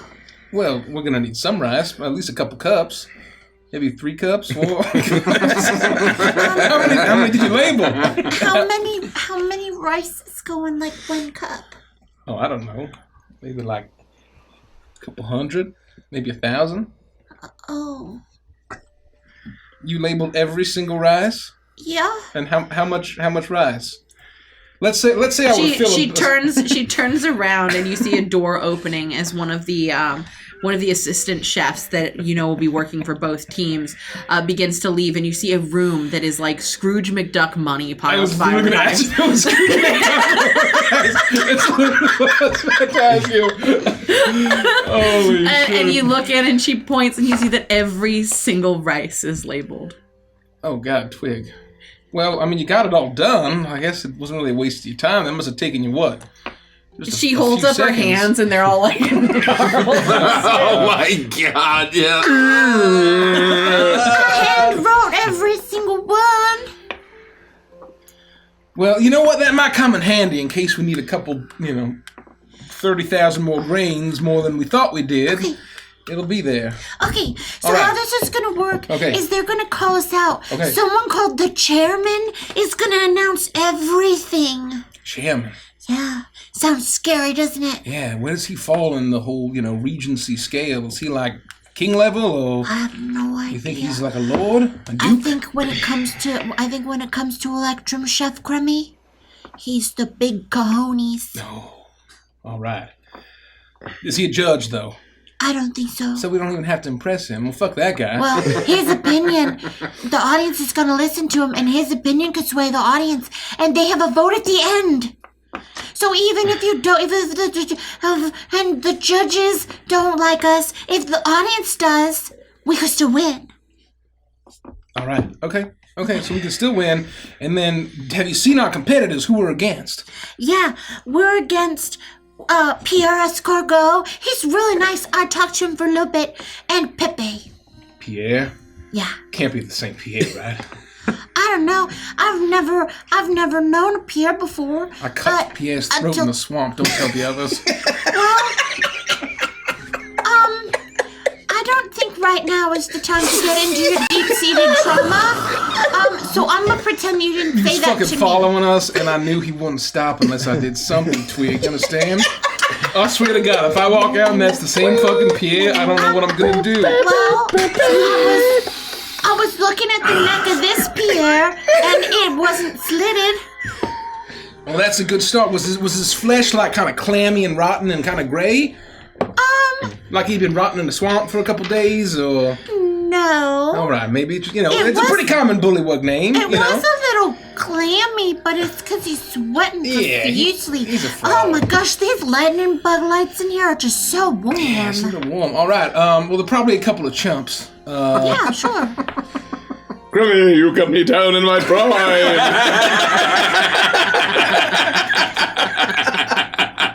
I have returned to humiliate you in the Electrum shell. You're real. I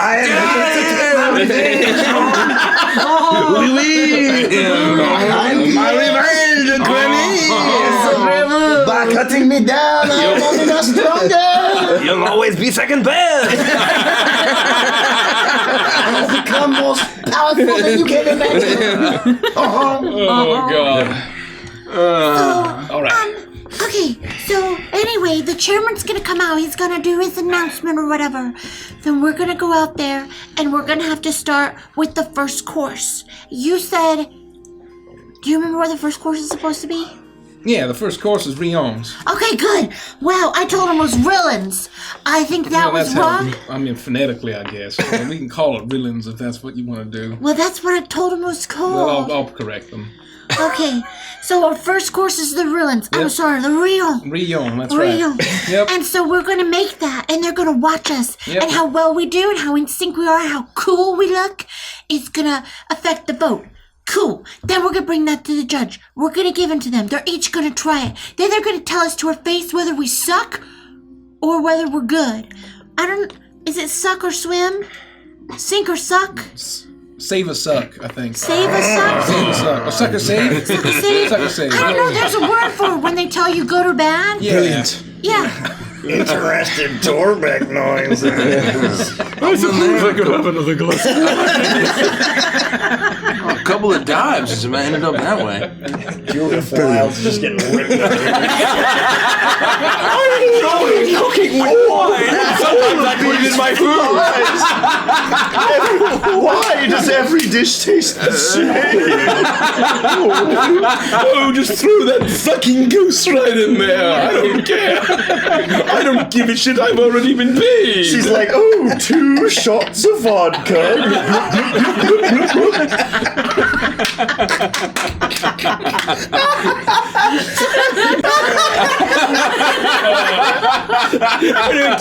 Go to the store of the air, 2 shots of vodka. Oh, that looks yummy. And 1 maraschino cherry.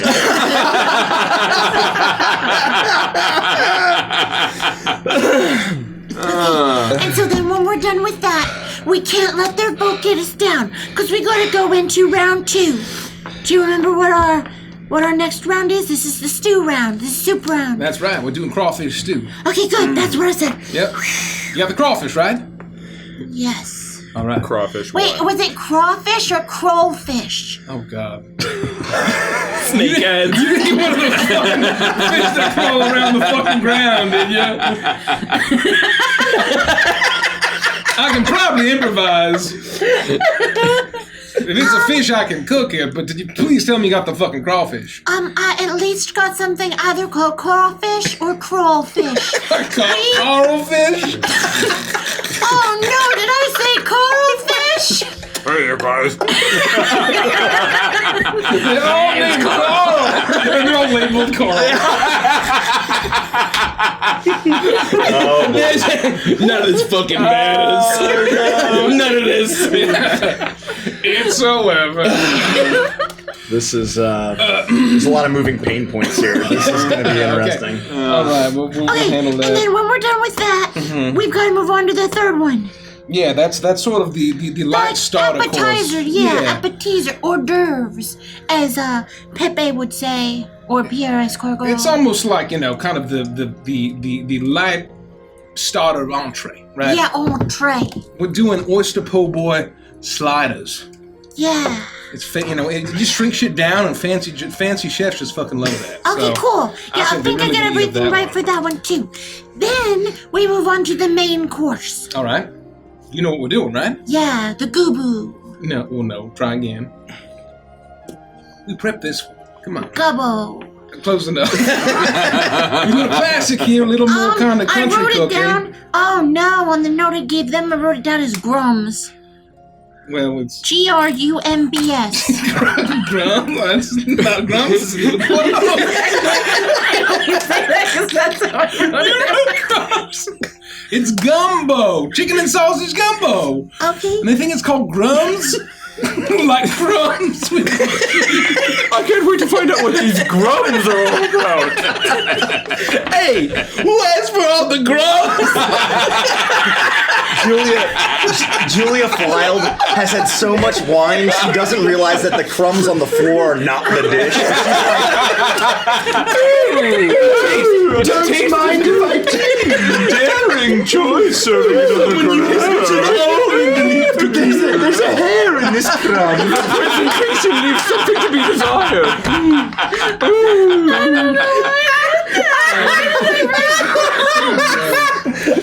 Well, I'll try to correct it. I don't know if it's too late. We can call them grums. They won't fucking know the difference.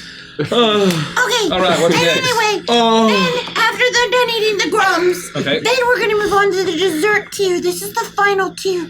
This is what we leave them leaving off on, because they're gonna give each dessert an overall score, and then afterwards they gotta think about how they felt about the whole meal put together, and then they'll give it a whole score. So All this right. is the big one, Crummy. We're finishing with the tart a la bouille. Oh, Did you spell that right? tarta a la bouille. Yeah, that's fine. That's good enough. TartaAlaBouille. How about just tata bouille? Would that be enough? Is that easy enough? Tata boo. Tata boo. There we go. We can call it that. Tata boo. Yep, got it. All Are right. you sure you wanted to stick to classic cooking with his taught boys and Sir Regis?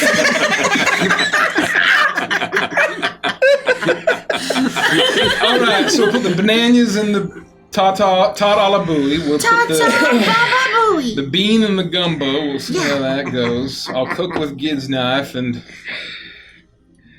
Hey, Twig. Yeah? Stick out your tongue real quick. I open the jar of my Witchlight concoction, and I just, like, dab just a tiny little bit. And I'll say, this is just a little bit. Okay. All right? Uh-huh. And I just, like, tap it on her tongue. And she starts shaking and going crazy. Her eyes illuminate with violet light. And then you see her almost turn into a robot. What do you want me to do, Grimmy? I want you to kill the president of Malaysia. No. I want... Go to it when you want to do it. Relax. Go to it. And she starts to make her way towards the king. No, stop. I want you to give me the win for Electrum Chef.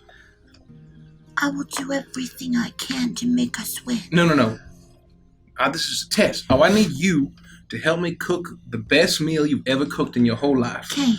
And I think that our little special ingredient, it's really nothing. I think it's gonna do the trick. My tongue feels like bumblebees. like a good kind of bumblebee. My breath is spicy. I can taste yellow. Your breath is... Mike's dead.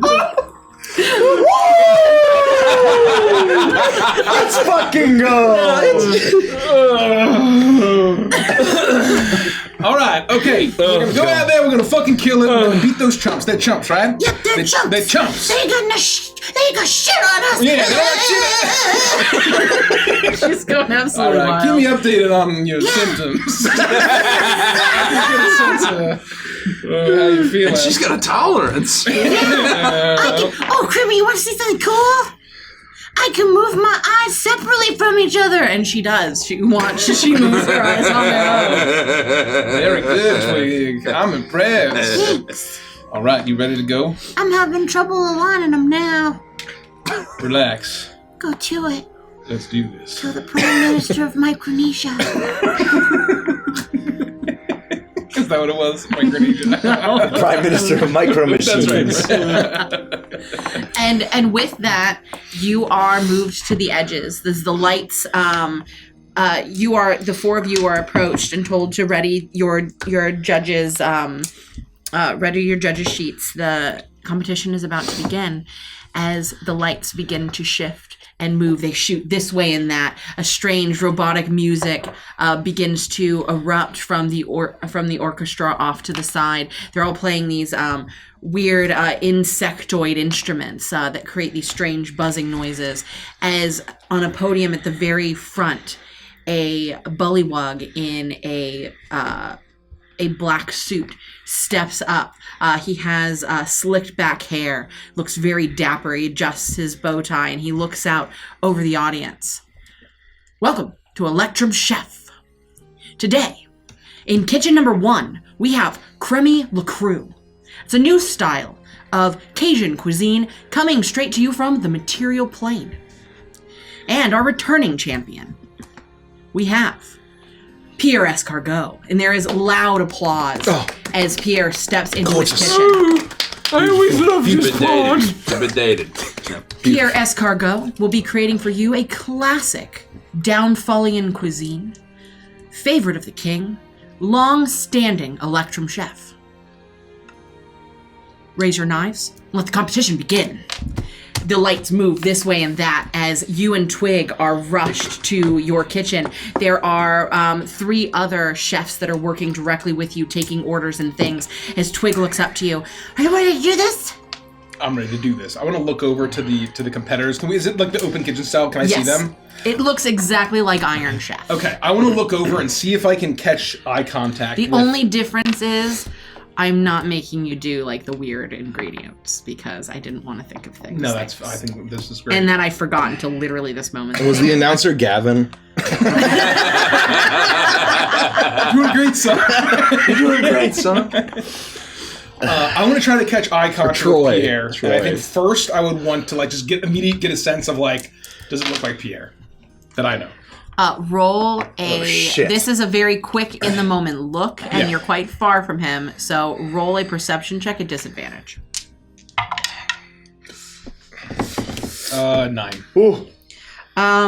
It looks similar to Pierre, but he's the Bullywug, and a lot of them look fairly similar. It's about the same age, same height, but you're not close enough to really determine.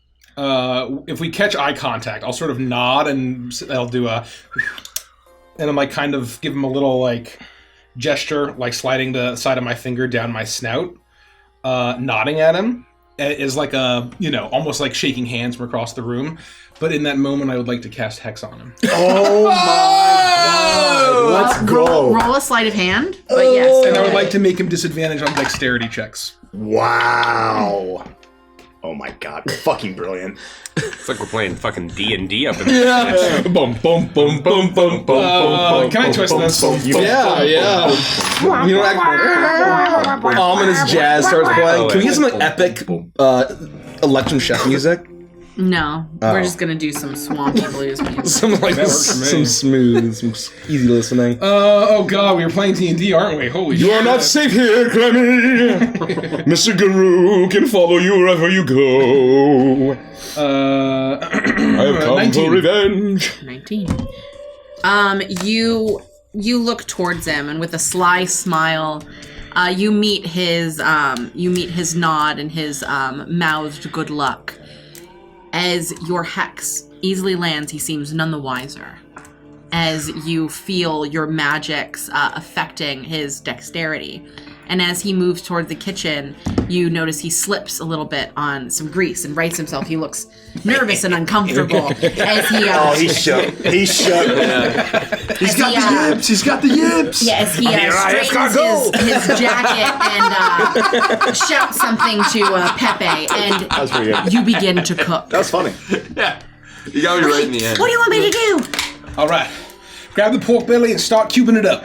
Okay. And Twig starts going. So for this, she is going to cube the pork belly, and she is going to roll for her ability to do so. She got a natural 18, and she is cubing that pork belly like it's nobody's business. I'm gonna get a measuring. And these are just straight rolls for this stuff. I'm gonna get a measuring cup and I'm gonna get flour and I'm gonna pull out like an architect's level or something and just very carefully make it a perfect cup of flour and pour it into a pot. Okay, roll a d20. Just a solid D20. It's a 9. You do this, but you are caught off guard as you notice that inside of this flour there are a couple pieces of paper that say flour.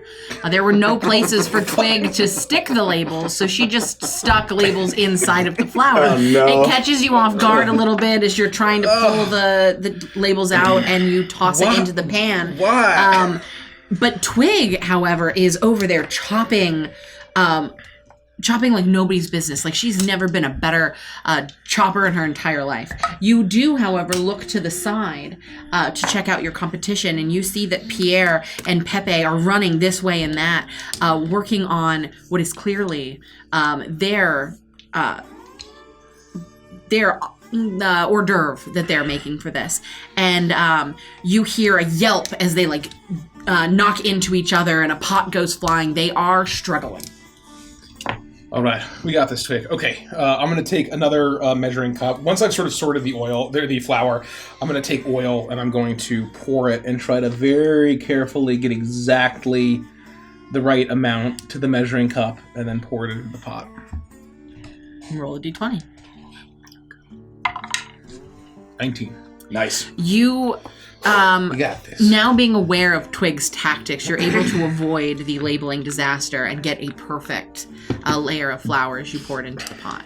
All right, Twig, I need you to take brown sugar and red wine and start mixing it in a pot on the stove here right next to me. All right, which with a natural 17, Nice. she quickly darts this way and that. Though her mouth is buzzing with the lives of a million bees, she is able to keep her focus, and she is the consummate sous chef. Oh, wine! I've never seen that before. The four of you are watching this happen. You are watching as these chefs fly this way and that. You notice that the LaCrue side seems to be a well-oiled machine. Twig responds to everything that Crummy throws at her. Whereas the Pierre side, they seem to be stumbling a bit. There's some miscommunications. They don't seem to be gelling quite as well as you would have expected. Well, we got quite the competition starting here. Folks, I'm ready for some really good food tonight. These chefs are looking fantastic. Oh no, no labels! No! Yeah, even on their side though, they're he's looking pretty good. It looks like they're struggling on the other in the Pierre's side there, but I think it's gonna be a good night. It's gonna be a good Pierre's night. side is brilliant. Delicious. Brilliant. Chicken on. Botox in. Brilliant. Pierre. Chef Pierre, brilliant. And with that...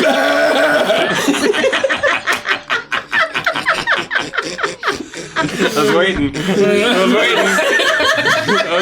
forget I'm a red. It's like waiting for the other two to drop. We're all just like, let him get it out.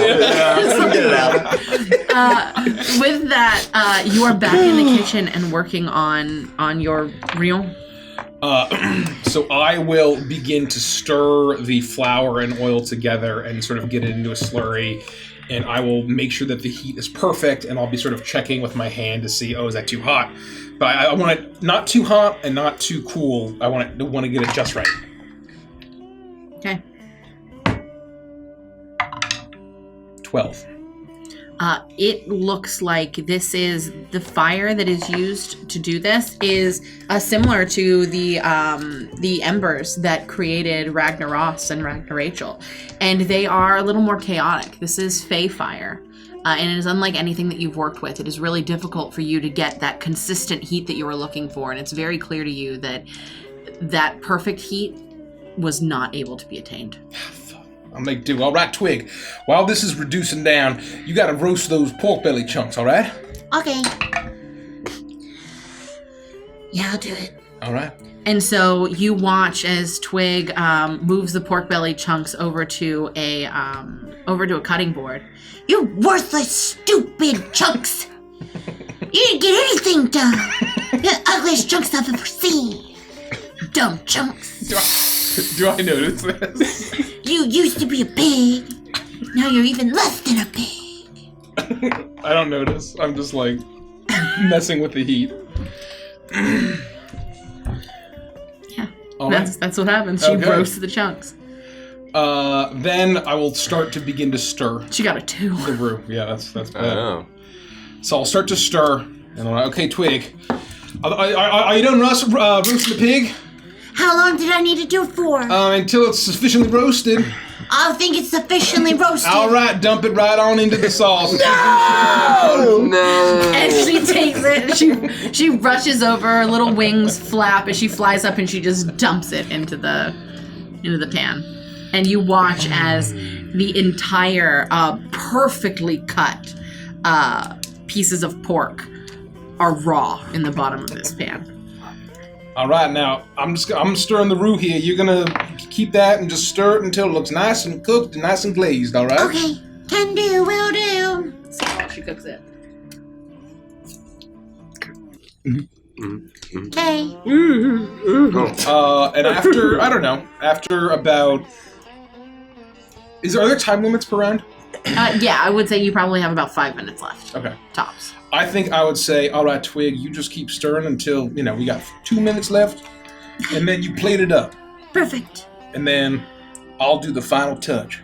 Love it. And time passes. You watch as they do their thing. Twig never turned the fire on, unaware that that's what was needed to do. As she stands there and stirs the rock. Oh, this is a nightmare. I'm so sorry. But she does, and about 2 minutes before you come over to get the freshly cooked pork, and you see that it is beautifully cut raw pork. At this point, we can only hope Pierre cut off one of his own fingers. I trust you so much, Twig. One team, one dream. We got it. Oh my I'm god. stirring the room, and then This will be not good. all right, you got it plated. Yep. Oh no. How much time we got? 2 minutes. Oh fuck. All right. Okay. Here. Open the lid of this jar. Okay. She opens the lid. All right. Can't stop stirring this roux, but here. Why don't you just kind of like dip the tips of your fingers in the jar? Okay. All right, and then just do like a little sprinkle. And Right this is the over the top. Witchlight. Yeah. And she does it 3 times. Oh, they're gonna love this. They won't know the fucking difference. All right. I think we're done. Perfect. And is with that, the chairman gets back up and announces, the hors d'oeuvres have been prepared. Presentation to the judges will begin now. And your meals are moved to each of you. And in front of all of you, you have one plate that is Premi's, the other, which is Pierre's. Pierre steps forward. On my plate, you have a very classic escargot. It's a succulent snail in a deep melted butter sauce with freshly chopped garlic infused with chive, lightly salted. It's he chef's kisses, and you see that the snails are there. They did have some trouble with their meal, and the snails are chewy. And there's not nearly enough salt. The butter, and there was a bit of cream that was added. It wasn't cooked properly and have begun to separate a little. I gotta be honest, Chef, this doesn't appear to be your best work. I'm a little disappointed, but, there's plenty more rounds left, and I'm looking forward to seeing what you can do, Chef.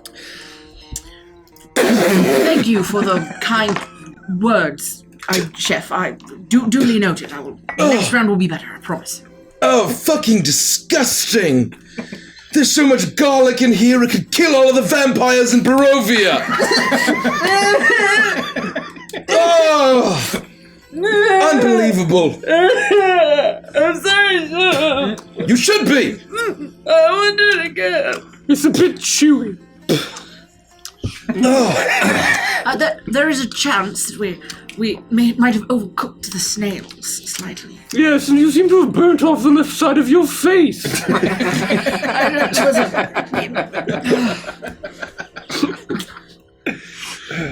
a free gasoline fight accident. Still, I'm going in for seconds. That's a piece of lint from the tablecloth. It all goes down in the end.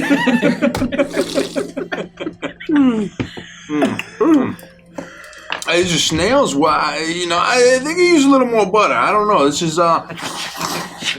I like them. Yeah. It's out of bounds. It's out of bounds. It's out of bounds. Yeah. It's dynamite. No, it's dynamite. It's dynamite. I like it. It needs a little more butter. I guess. It's flatamite. It's flatamite. Yeah. Line. It's flatamite. It's flatamite. Yeah. It could be a little better. We'll see. We'll see. Thank you very much, chefs. Your notes have been taken. I will improve. I will impress you with the next round. I should hope so.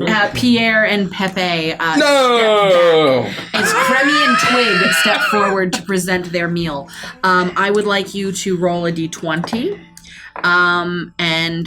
Let me down.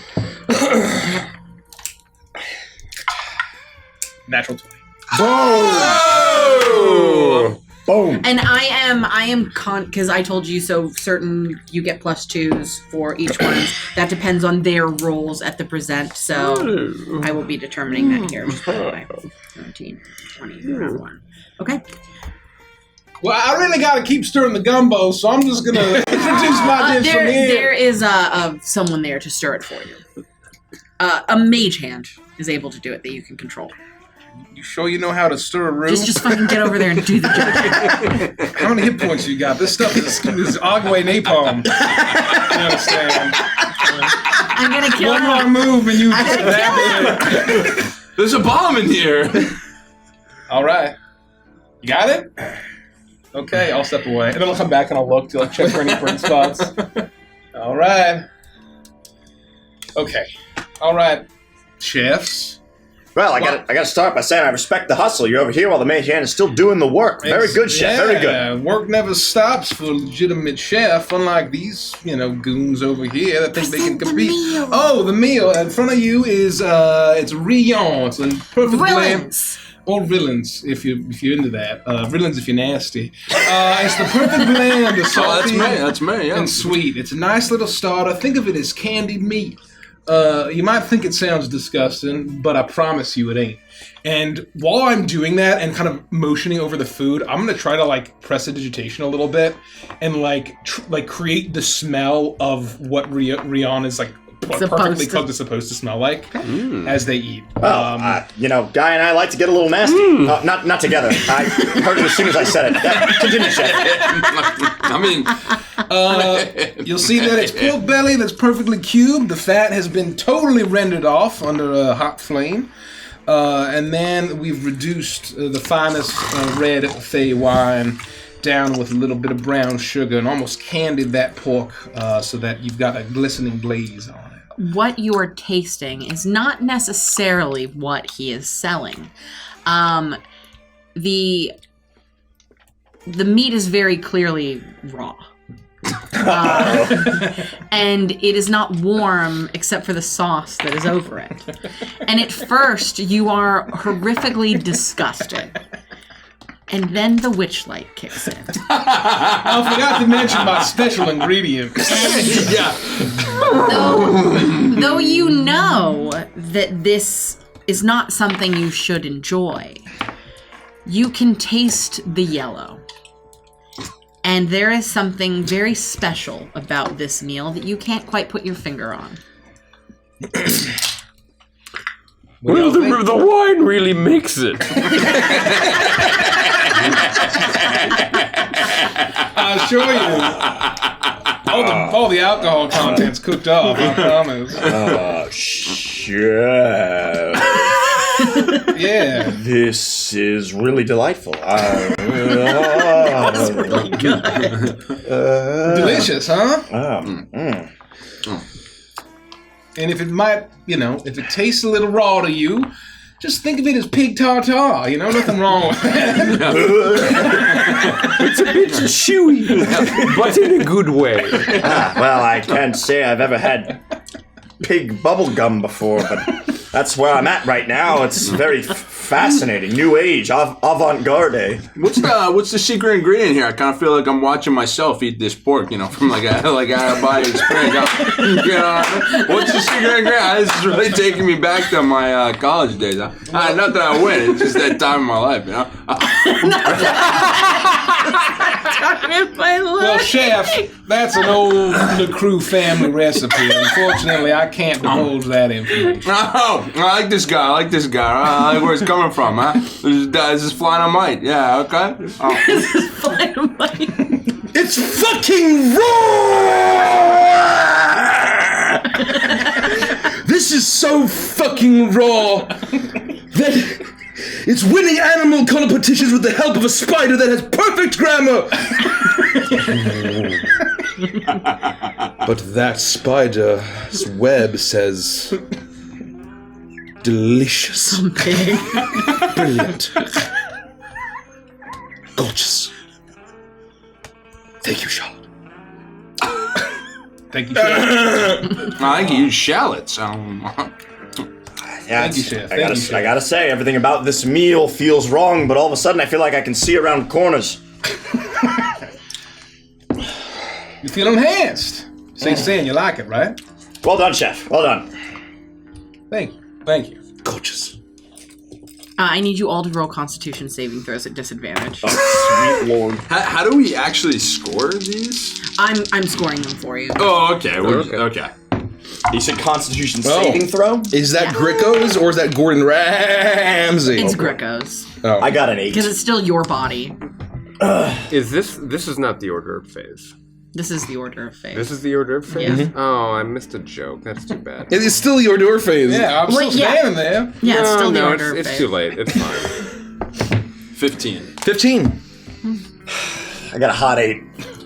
I got a 7. Okay. I have a feeling Bobby Fly's gonna be jumping on his own eyeballs soon. Two of you are feeling perfectly fine. However, Julia Flyolds and Bobby Fly, you too feel that raw pork hit your stomach in a way the others didn't. And you are quickly the competition is halted for a bit as you are quickly rushed to the Lord of the Flies room and are able to release your innards. There's some hors d'oeuvres in this house. There's some hors d'oeuvres in this house. There's some hors d'oeuvres in this house. There's some hors d'oeuvres in this house. Oh. That is awesome. It's as if there's a little rat singing about a smorgasbord, ratatouilleing this food in a delicious meal. And with that, you're escorted back, and all of you are profusely sweating out the Witchlight. But within a couple of minutes, the taste of yellow dissipates, and you are back to your normal chef selves. Apologies, chefs. I had to visit the little Bullywug's room. It was a rumbly in my tumbly. Yeah, this is just like another episode of that Heaters. I really I love being here with you guys. It's so much fun to do this with equally famous chefs. You smell like a ruptured septic tank.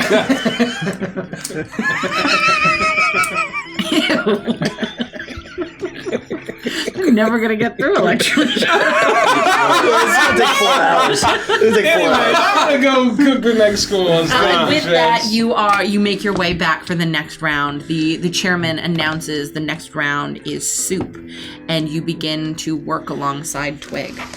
You see Pierre and Pepe get to work, and they seem to be in sync. Though the things the judges had to say were difficult for them to hear, they seem to take it to heart, and they have toughened up. They are consummate professionals, and they're not going to let a bad review risk this win for them, and they have definitely stepped up their game. Okay, Courtney, that was pretty good. They seem to like it. I guess I roasted that pork perfectly. Well, yeah, you did great, but it seems like you need to be really micromanaged. So I'm just going to be very explicit from now on. You understand? Okay. So if it gets to be too much, just ignore that feeling and But just I do did what I say. everything you said. I've never roasted pork before, but I think you didn't like it. Wait, you didn't like it? No, it didn't like it. That's the point of roasting. Oh. Anyways, this time, why don't you turn the heat on the stove? Oh, sure. All right, and then get out a pot, put the pot on, Okay. put in some butter and flour. You got it. And she is able to do this adequately. She gets the fire on, and she sets everything up the way it needs to be set up. I'm going to go back to the room, and I'm going to look down, and I will shoo the arcane hand away. Let me do this. We're getting close. This is about probably like a light caramel color. If you're interested, I mean, we're looking for more like milk chocolate, so we still got a ways to go. You're So talking to a Bullywug caster of sorts. And you see that as you're talking to them, behind you, a major image appears of you talking to the audience about what you're doing. And everyone is watching in awe as they get an up-close and personal view of the intricacies of what you're making. And so you can see we still got a ways to go, probably another 15, 20 minutes. And so my job here is to stir the roux while my sous chef assists me. All right, Twig. Got the heat on, right? You got it, Grimmy. Okay, you're gonna stir that until it's like a butterscotch color. You understand? Okay. It shouldn't take too long. You can really crank the heat and just get it there. Sure, I got it. All right, while you do that, you gotta dice the Trinity, all right? Did you already, is it already diced? No. Okay, well, I told you to dice the vegetables, but that's fine. I'll let that I slide. was labeling all the rice. That's fine. We'll work on priorities. Okay, now just dice the Trinity and the Pope. You got to remember the Pope. That's garlic. All right. So you got your Trinity. You got your garlic, and then you're gonna dice it real fine. Yep. And then once that's a nice light butterscotch color, then you're gonna put it in. Want to see something cool? Yeah, sure. Watch this. And she reaches down to her sides and she pulls out 2 big meat cleavers. And she flies over to the cutting board and she starts to dice like crazy. She's like a machine. As she got a natural 20. And she dices like it's nobody's business. Every single tiny little dice is the perfect tiny cube. Whoa. Like in every kitchen anime, she slams the table and flies up in front of her. It splits perfectly. Holy moly, guy, look at that knife work. Unbelievable job from the young chefs. Some great expertise in that kitchen, huh? Some great expertise. Yeah. Pierre looks like he's cut his hand off. Funny enough, yeah. Pierre. Yes, Pierre's cut his hand off. He did have a knife injury, and it does look like some of the Bullywug medics have run over to help repair the injury. That's What kind of injury? the Bullywug blood is not going to help that dish. No! Not the Bullywug blood! No! You fucking donkey!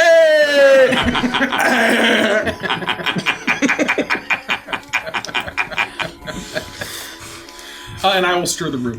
And with that, I will say with those rolls, you're easily able to make your soup. The chairman once again gets up as the time limit is about to run out. You are announced there are 2 minutes left. Anything else we need to do before Okay, put the crawfish in. What are you doing? Get the crawfish in there. Hurry, oh my God. Quit talking, quit talking! natural one! Oh! Oh, shit. You're right. I totally forgot. I was so focused on those vegetables, and I realized that I cubed them when you said dice them, so I had to redo it all. I completely forgot about these crawfish. And she pulls up these fish with clear limbs. Oh God, are we still alive? So, I'm Carl. That's also Carl. That's also Carl. What's up, bro? Hell. What's up, bro? We're gonna go into that pot right there. They're gonna get the taste of our pre-workout. And if they're lucky, a little post-workout. You know what we bring to your soup? Games. All right. Okay. Here, real quick, here. And I'm gonna unscrew the lid, and I'm gonna say, okay, now just do what you did last time. Just do it twice. She takes her hands in and she splashes twice. All right. Okay, mix it up. She begins to mix it up as she throws one Carl in and then one Carl in. No! What are you doing? No! They're Not a fucking bummer, my game. We were ready for the sauna. I was hearing voices from the pounding on the lid grows fainter and fainter with less strength as there is fading as I'm dying. And they keep going up.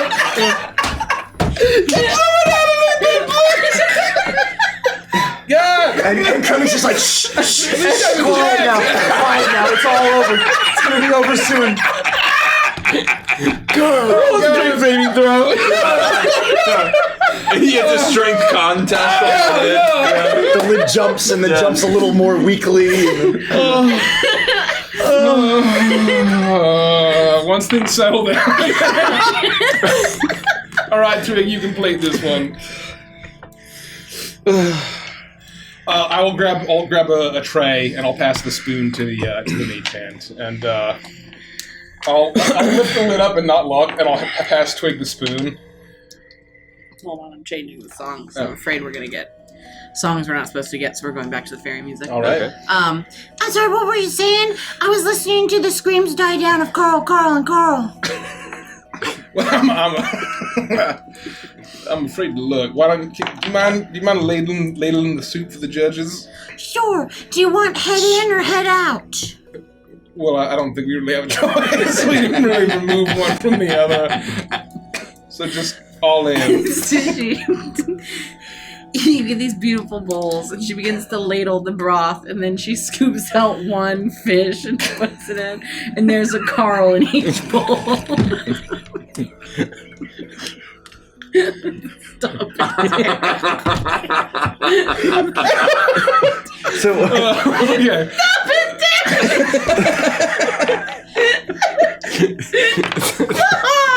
Oh no! Oh no, bro! what a bummer. Isn't that little happiness slurms Mackenzie? He got crushed by the cave. He partied until they brought the cave down. Oh God. I'm so tired. I just want to rest. I'm so tired of lifting. We go to the judges with our war crime soup. Oh, work rep. Who's up first? It's always going to be the reigning Electrum. Okay, chef. got it. And so with that, Pepe and Pierre step up and present their soup. It is a French fly soup. It is a downfall version of French onion soup, and it is. It smells fragrant. The broth is the perfect oniony pungency. But the flies that are the main portion of this have clearly not been cooked down enough, and they are slightly crunchy. It is distracting to the rest of the dish. There's also there clearly was not a dash of some sugar to even out some of the more savory notes, and it does leave it a little bit. Too pungent. Oh, this is chef. I gotta say, this is good. This is a step in the right direction. You know, the fresh fly really just makes things taste fresher. You know, good job. Well done, chef. It is a nice take on an old classic. I don't know why you're laughing. No, Other contestant. I'm not sure that the introduction of the blood wasn't really necessary. Julia. You see Pepe like apologizing profusely as he holds his bandaged hand. I believed in you since the beginning. Julia, nobody's laughing at you. Just a little drunk. That's not true. Yeah, it's not true. She's a lot drunk. Let her enjoy the contest.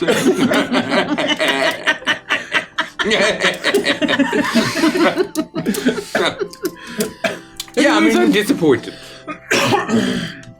I mean, it's good. It's good. I like it. I'd break down the intricacies of the meal, but everyone's done that already, so I'll just say this is pretty fine on mine. You know what I mean? I'll take another bite. I'm enjoying it. It's fucking raw, you donkey! This fly is so raw it burst from a pod after transmuting from Jeff Goldblum! That's pretty good. A little of a fly film reference. I give you a gold star for that one. I like that. That was good.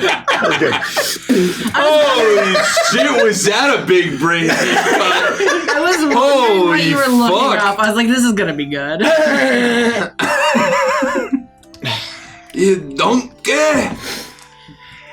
We're incredibly sorry. We clearly had a mishap in the kitchen, but that is no excuse. We will toughen up and we will do better next round. Oops. Only more improvement from the current Electrum chef. Thank you, chefs. Good luck, chef. Good luck. And he steps aside as Crummy and Twig make their way forward. chefs. And I'll bet my head.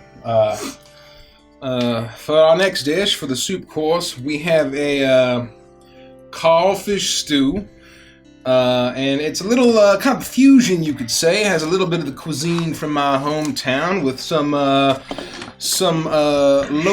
Feywild wildlife, you could call it. And so featured in the soup, it's a lovely butteroo base with some vegetables, some spices, some herbs are in there, and some fresh, very fresh fish. Oh, wow. Enjoy. Carlfish, new twist on an old classic. I hear that you gotta do this old school way where you suck the head. Julia, you old broad, show us how you suck the head.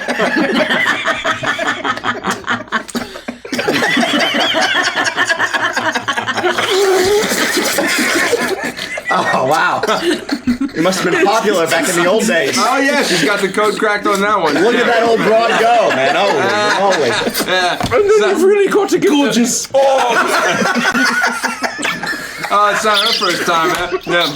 No, definitely not. Yeah, no She's way, a Bobby. seasoned professional. Yeah. It's Kronos devouring his young.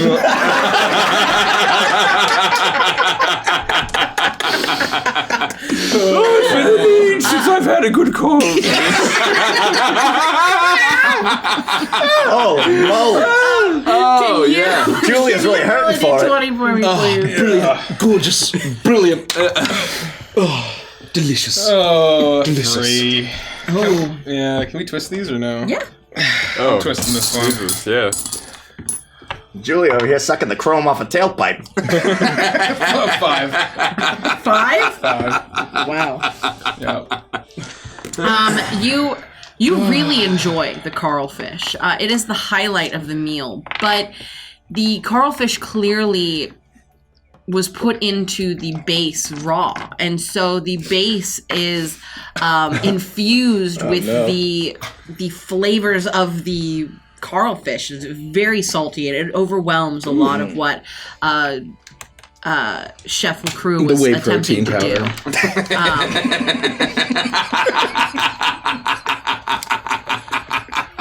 You can.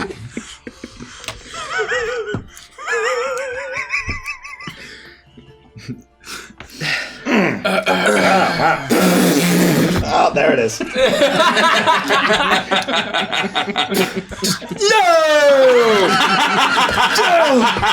You always filter out the protein whey shakes before you put the coal in. It'll reach in and I'll put up, look at that pre-workout, and it'll say like murder thirst kill powder, very berry bubblegum cotton candy flavor.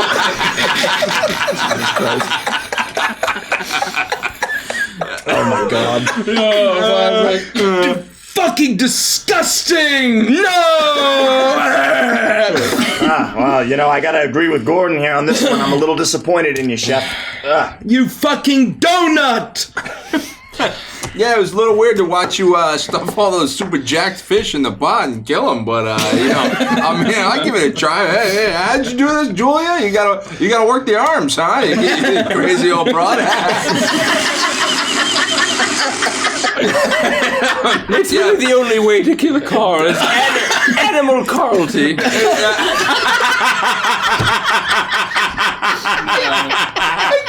Yeah, just suck it straight out. Don't stop till it hits the stomach. Okay, here we go. Jesus. How high am I? Oh yeah, I forgot.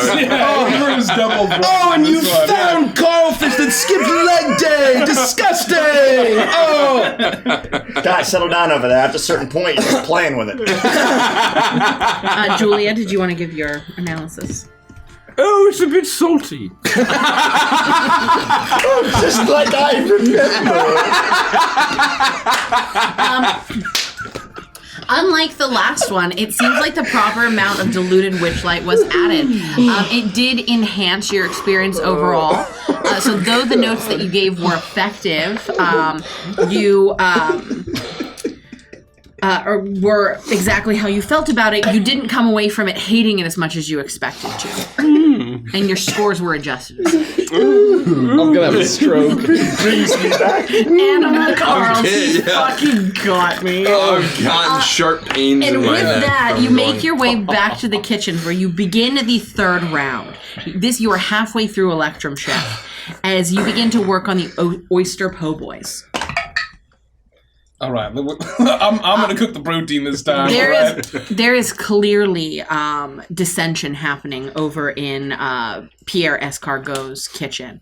You notice some yelling and shouting. Pepe looks very frustrated as he takes his chef hat off, throws it down, and just runs from the kitchen. My other hand. All right, Twig, we got this, all right? What's our catchphrase, Twig? Kill him, Carl. No. It ain't me starts playing. No, one team, one dream. One team, one dream. That's right. Please do not cut my throat. The blazes are so sharp. All right, we're gonna switch roles this time. Okay. You just stir the roux. All right, make sure check the color. Make sure it looks good. What color does it need to be? It needs to be milk chocolate. Do you know what milk chocolate looks like? Oh yeah, I love milk chocolate. Oh God, do I have a copper piece on me? I would say yeah. I take out a copper piece and I put it right down by the stove. You stir it until it looks like that color, and then you tell me, all right? Okay. The second it gets to that color, you have to tell me right away, okay? Okay. This is very, very, very important. Okay. You understand? We're going to lose if we fuck this up. Okay. Okay. Okay. You can't save a roux once it's burnt, you understand? Okay. You got it? Yep. You promise?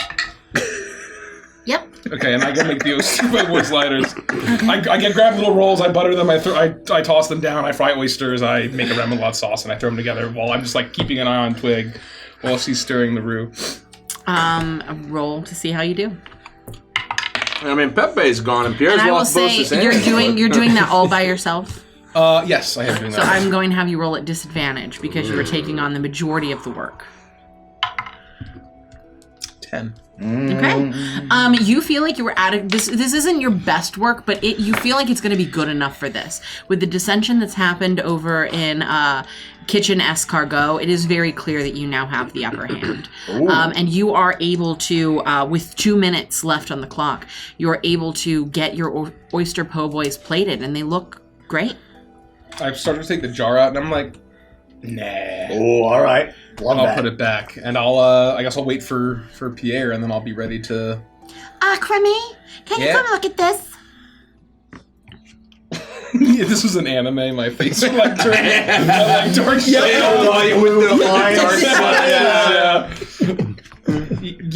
Yes, Twig.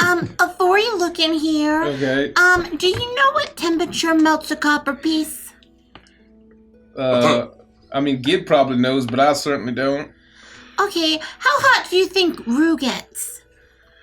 I mean, was I telling you, or was I telling the crowd that it's like Agwe napalm? I mean, it'll burn the shit out of you. I don't remember, but I was having trouble looking between the roux and the copper piece, so I put the copper piece in the roux, and now it's gone. She rolled a 3. Classic. The couple seconds I have, I go and I like stir the roux around. And I'm trying to find the copper piece. It is nowhere to be found. All right, okay. I'm gonna. You know what? Now or never. I'm gonna take the bean and put it in the roux. Okay. And just hoping that it'll cook it and not. So far, I will. We're gonna need this. I will keep you updated as to what happens with the bean. All right. Yeah, and then I will go present the po' boys. The chairman calls both chefs up. This time, Pierre Escargot makes his way to the judges alone, as he begins to present to you a fly bouillon. I don't really know what that is. I've never had it, so it is my favorite. It's just something he presents, and I will. It is great stuff. It is great stuff, and it's delicious. And he presents it to you. It is very beautifully plated, though it is a bit bland. It is very clear that Pepe was the one that really had the knack for spice, and with Pepe gone, that kick that his meals had is just not quite there. Other than that, everything else seems to be perfect. The plating is beautiful. The consistency is good. There are no glaringly obvious issues with this camp is in shambles. My last word. I will be beheaded for this.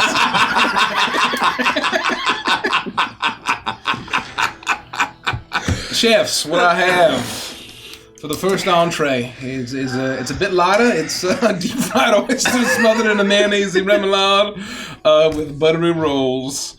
Enjoy. So are we able to judge Pierre first? Yeah, you're supposed to judge Yeah. Pierre Oh, first, but it's yeah. okay because Crummy is excited. I'll just put them down in front of you while you judge. Okay, we'll judge Pierre. Soup's pretty good. Chef, you did well. You had a little bland, but, again, step in the right direction. You're doing well for, having seen that half of your team has run off, it appears. But decent work, Chef. Not Keep it up. everyone has the ability to. I'm Russian now. Pierre. Los Vidoniya. Anytime I was hanging out with Pepe, I had to put on a different voice so that he would be hail able to to the understand what I was saying. Soup is just boiled vodka. Now Enjoy I or hope don't. you like. Yeah. Pieter.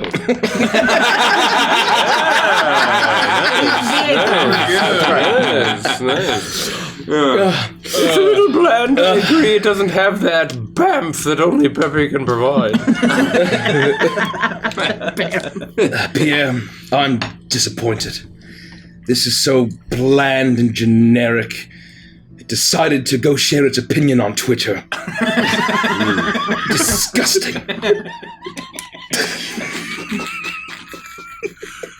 Ramsey is so cool and topical. I'm so glad I had the idea to make you guys the judges. Yeah, that's genius.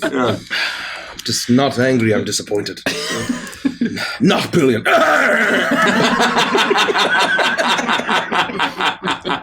Hey, Julia, you old broad. What I'm hearing from your critique over there is that you missed the taste of Pepe in your mouth. Am I getting that right?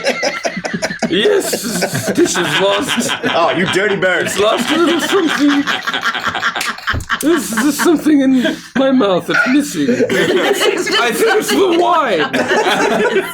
Oh, Bobby, you're bad. You're bad, man. Oh, it's good. The food's okay. It ain't great. It is not great. It's not a miss, not a hit. Out of bounds. Yep. No, so this is how you do it. This is how you do All right, Guy walk me through, Fieri. walk me through. When he takes something, a bite that clues me doesn't like, it's like, yeah. He never said it's bad. Yeah. And he's like, this is out of bounds, this dynamite. He's something that he hates it. He just says, Oh yeah, He's like, the flavor's there. The flavor. He's talked about the flavor, and then he goes on. it's good. All right. Apologies. Yeah, no. I'm just helping you out. Yeah. Okay. Yeah. I take a bite.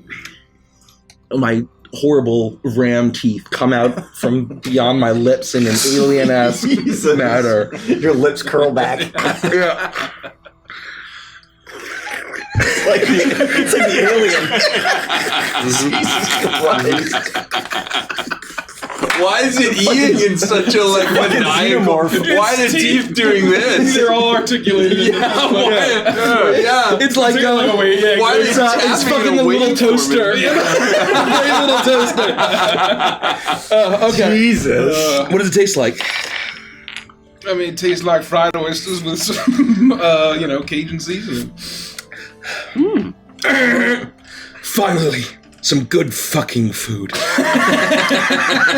A single Chef. tear rolls you, Chef. down I appreciate my that. sheet. What did you roll for how good your food was? Oh, well. An 18. Yeah. Oh, wow. It is good. It is exactly what Chef LaCroix had presented to you. It's something new, something you've never experienced before. The spices are out of this world, literally. They are from the material plane. Wow. And it is exciting. Chef, this is unbelievable. These oysters are fantastic. Julia, you ever have a prairie oyster? Those are bull testicles. I bet you goggle those. Every morning. I must say I'm impressed, Clemmy. This dish you went from a po' boy to a poi man. I'll take that as a compliment, Jeff.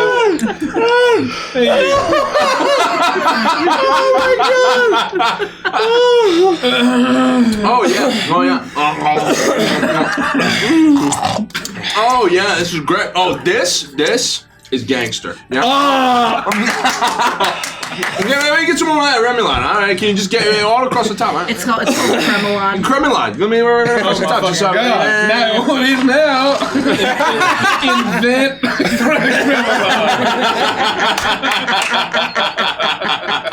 You're welcome. Wow. Unbelievable. 3 exclamation points. Thank you, chefs. Tony, you got an 18. 18.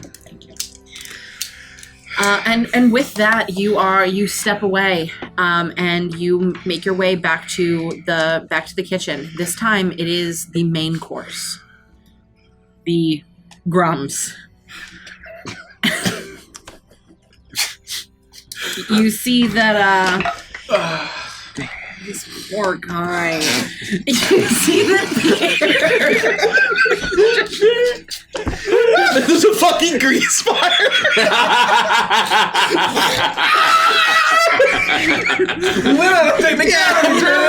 This is how it's going. No, not the water. Sacre bleu. The gray stuff is not delicious. As you make your way back, the mage hand is stirring the grums, and there is a loud pop as the bean ignites in the Agwe napalm, and it seems to do what it's supposed to, where most of it stays in the pot and begins to spice up the roux in a way that you wouldn't have been able to accomplish without it. But the tiny heart of the bean flies out, shoots across the kitchen, and completely nails Pierre in the side of the head.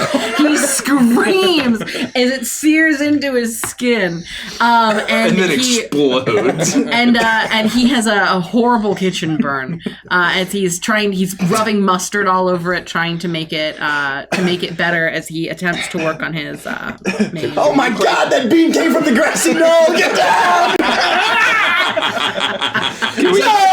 Get the fuck off me! Can we please say fucking that it dope. planted itself in his face? Yes. Thank you. Yeah. So it's like sticking a grunt inhaler with a plasma grenade. Yeah. Nice. Yeah, that's really good. Nice. That's really good. That's what it's like. Yeah, nice. I cooked the gumbo. What are you gonna have Twig do? All right, Twig. I need you to. Yeah? It's time for the grums. Okay, you gotta get. Okay, Grums. Grab me the Trinity. Yeah, got it. Put it in. Okay. Well, I'm assuming the ruse is the perfect color now. Roll for it. Oh. You haven't rolled for do the that. you haven't rolled for the roux yet. Oh God. Come on, big one. This is it. I mean, this is all the marbles. You think 11's good enough? No. Absolutely not. Twist it. Your 3-pop roux just turned into a 13-pop roux. 13. Oh, no. One more. Yeah, one more. One more. I mean, I was thinking 15. This is the roux. Come on. Oh, no. 13. All right. Good Good luck. Okay. I mean, this roux. So Pierre's missing both hands and has got a time bomb on his face. All right, I think we're doing okay. You and Twig begin to work on this. It looks like it is. It's hard to tell. The coloration is what? What? Oh, yeah. Okay. What? Just the. Just It's all good. Keep going. Something funny happened. Oh, okay. We're good. You and Twig begin to work on the grums, and you are staring at the color of it, and it looks like it is about a milk chocolate, but the problem is that there's a metallic sheen over the entirety of the grums, over the roux. It's very clear that the color has been affected by the 1 copper coin that was put in there. Though it looks like it could be perfect. You realize now you're never going to be able to tell exactly, and you're going to have to go on raw intuition. All right, Twig. Yeah, You do exactly what I say. you got it. Trinity. Trinity. That's onions, peppers, celery, in. Garlic, Pope. in. And I'll fry that up a little bit. Cool it down. All right. I need some kind of ale. Ale. Ale, booze, beer. Oh, Anything not, wheat-based. okay, not owl. No, not an owl. Did you label an owl? It's like feathers going everywhere. Like the poor owl's freaking out. Hell! Fucking Go on, brilliant. go on, get out, get out. Oh no, it's the owl from that guy! She heads back to the storeroom and she brings you out 3 different ales. I pour them all in, and I'll deglaze, and then chicken. Yeah. You got it?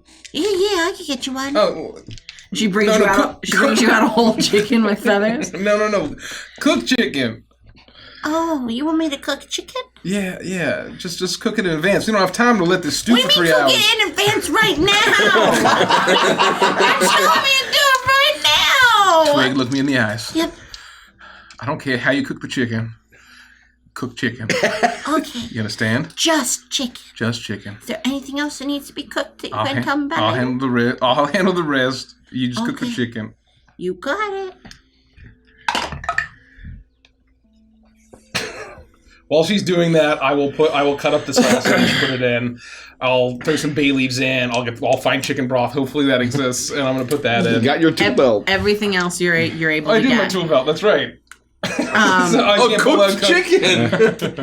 It doesn't pull out cooked Yeah, stuff. that's All right. wrong. And you get all this together. You come over to get the cooked chicken from Twig, and you see that she is cooking a chicken in any way she likes. There is a large pot on the top of the stove filled with water as she is sticking the chicken down into the water. She Is boils it a live chicken? It was at one point. Oh my god. Shit, the unholy screams of a dying chicken. That's instantly being flash boiled. And then Simon Belmont saves the day. He chads it up, punches the castle wall, and a perfectly cooked chicken. and like a beating heart. Simon Belmont with the steel chair. Out of nowhere. Oh god. Poor chicken. I cooked the chicken for you, Crimmy. Thank you, Twig. I'll throw the chicken in, and I will cook Whole? What? It's a whole chicken. Yeah. Okay. Yeah, and I can just crank the heat, and with whatever time I have left, I'm going to try to do like a real fast boil on it and just try to get the chicken to the point where it starts to sort of fall apart, and, that's the best I can do. And then right when I'm at the end, I'm going to take the jar out, and I'm going to put 3 drops of drugs into the gumbo. Into the grums. Into the grums. You do that, and time is up. You are escorted back to the judge's table. Pierre steps forward and presents to you a fly au vent. And he is looking disheveled. He has a bean embedded in his face. He's like twitching a little. He's like, he's like favoring one side a little. I said that. I was like, fuck, this is dumb. But he does. He has a bean embedded in his face. He is, he looks weary and tired, but the fly au I don't know where I am. The fly au vent that he presents to you is utter perfection. Oh. It smells spectacular. It is cooked perfectly. And even without Pepe, the seasoning is top notch. It is his best work. What is it? The dish? Fly au vent. Oh. Oh, you scaled bastard. I have something left in the tank. Oh. I think that just means let's fly with wine, right? Mm-hmm. Is it VIN? Yeah. Yeah.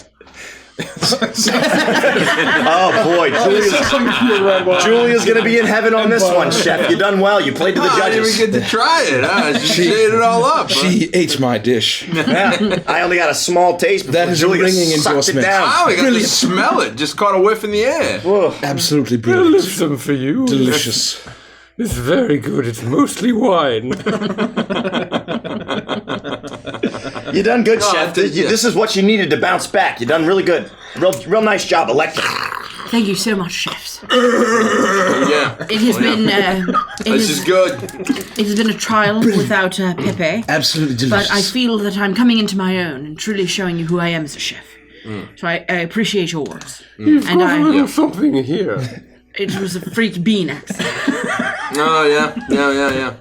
It looks angry. I covered it in mustard to relieve some of the burn, but Oh, yeah, I've had to do that before, yeah. That works. Yeah. the fly is, or the bean is immovable. I had a freak bean accident when I went down to Gexico. And I was in the bathroom for 4 hours. I still haven't gotten the smell out. And he steps away, and Crummy steps forward with his grums. Chefs, I'll nod. Here you have a classic dish from Agwe. It doesn't get more classic than this. Every family has their own recipe, and this is mine. We call this grums. And I put a bowl down in front of each of the... Grums, eh? Well, does it have another name or just Grums? Well, we call it, I mean, my family calls it gumbo, but for this purpose, we're calling it grums. Chef, gumbo, gumbo. Speaking of gumbo, Julia, what are you, 140? How'd you get on this show? You give the producer a little gumbo? You're thinking of my old lover, Gumby. He was very flexible. The matrix of all of our boomer references is just... We're gonna tear a hole in the fabric of reality. I need you to roll a d20. Everyone under the age of 30 must be watching this like, what the fuck is going on? I'm twisting this. Gumblow is a fucking fantastic thing to say. I'm twisting That's this. pretty goddamn good. Also, how does the Witchlight hit Natural us? 20. Gotta give it up. Thank God. This one was similar to the second course, where the moment that the grums hits your tongue, you are overwhelmed with the seasons and the sensations, the seasonings and the sensations, and it is spectacular. But it doesn't knock you on your ass like the hors d'oeuvre did, like the Rion. You are able to keep your wits about you, but it does enhance the flavors dramatically. This is so delicious, I'm gonna grum. Wow, that's a first for a while, Julia, you dusty old bitch.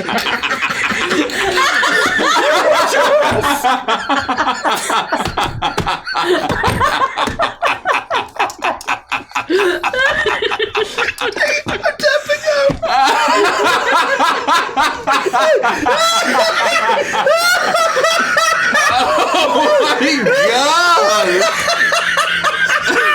You didn't see that coming? It was right in front of your face the whole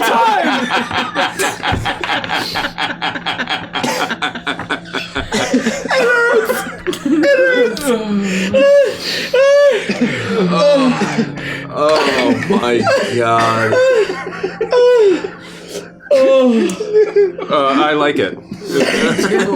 You do.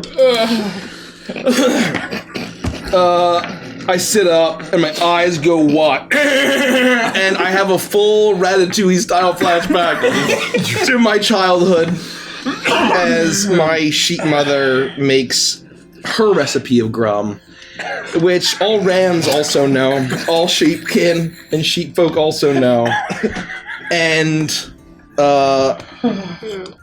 another tear rolls down my face, and I'm just, and then suddenly more, and then I'm tears streaming down my face as I place my spoon down, and I just go, brilliant, delicious. Thank you, Chef. Oh, this is absolutely fantastic. Oh man, is there more? I'd take Julia's, but she's just grumbling all over the place. I want to rob her of the experience, you know? There's probably still some in the pot if you'd like, Chef. I can But don't eat it until you've decided who's the winner, because there's a lot of secret ingredient in that pop.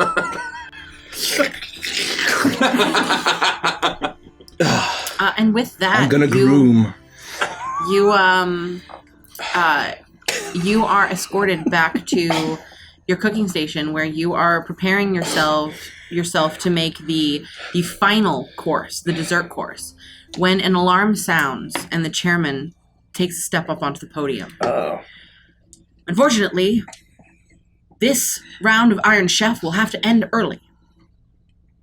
It seems that bean embedded in Pierre's face has detonated, and Pierre is now undergoing emergency treatment to save his cheek. That being said, the competition is not over. It is just ended early. We will allow the judges to make their final decision, and hopefully, should Pierre remain the winner, he will be ready to cook the meal for this evening. Let's all wish him luck. That Pierre always finishing early.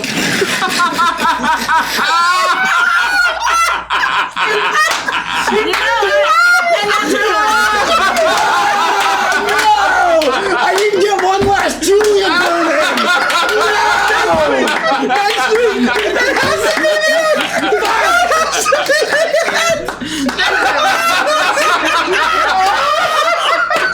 Oh my! Thank you. Thank you for ending it. Thanks in the session. Oh, fudge! Oh my god! I gotta pee. I gotta pee as well. We're not done. We're not done. We're not done? What's next, Mace? Vantress and Chill, come hang out with us after the fact. Join us on Discord. We're gonna hang out. We're gonna talk about our favorite moments. Unpack a little bit. It's probably grooms. If it's grooms for you, we're grooming. Then it's grooms for us. But what else? We have a merch store. We have a Giant Patreon. launch. Just chill. Just, I don't know. It's midnight. Yeah, you gotta chill. Yeah, thank you for staying We late. have merch. I didn't realize how God. long Electrum Chef would run. We but- got Patreon. We got this Sunday. This Sunday we're doing our patron hangout, which is on 5 p.m. to 7 p.m. Eastern. Is that for dolphins and higher or no? That is for Scarabs. I don't know. No, it's for dolphins and higher. That's what I thought. Okay, dolphins and higher. Pearl dolphins. And we just did a huge merch launch. We went from 20 listings to over 200. So a bunch of new stuff in our merch shop. And we'll be back next week with more Witchlight. And then the next Friday, we're doing Icebound, our monthly survival campaign DN by Derek. So Man, that's gonna be a wild one. yeah, Oh, we're gonna come yeah. around for that. That's if you're fucking new, crazy. join our Discord. I think hang out I'm- between sessions. I'm bleeding in my intestine and my brain. I actually have double vision right now. Yeah, I don't know if yeah. that's a problem. I think I need like some electrolytes. I need some smart water. She walked into my I office. need some Gator. I need some Gatorade. So don't go anywhere. Let's chill. We do have hoodies. Yeah. We have hoodies. Mac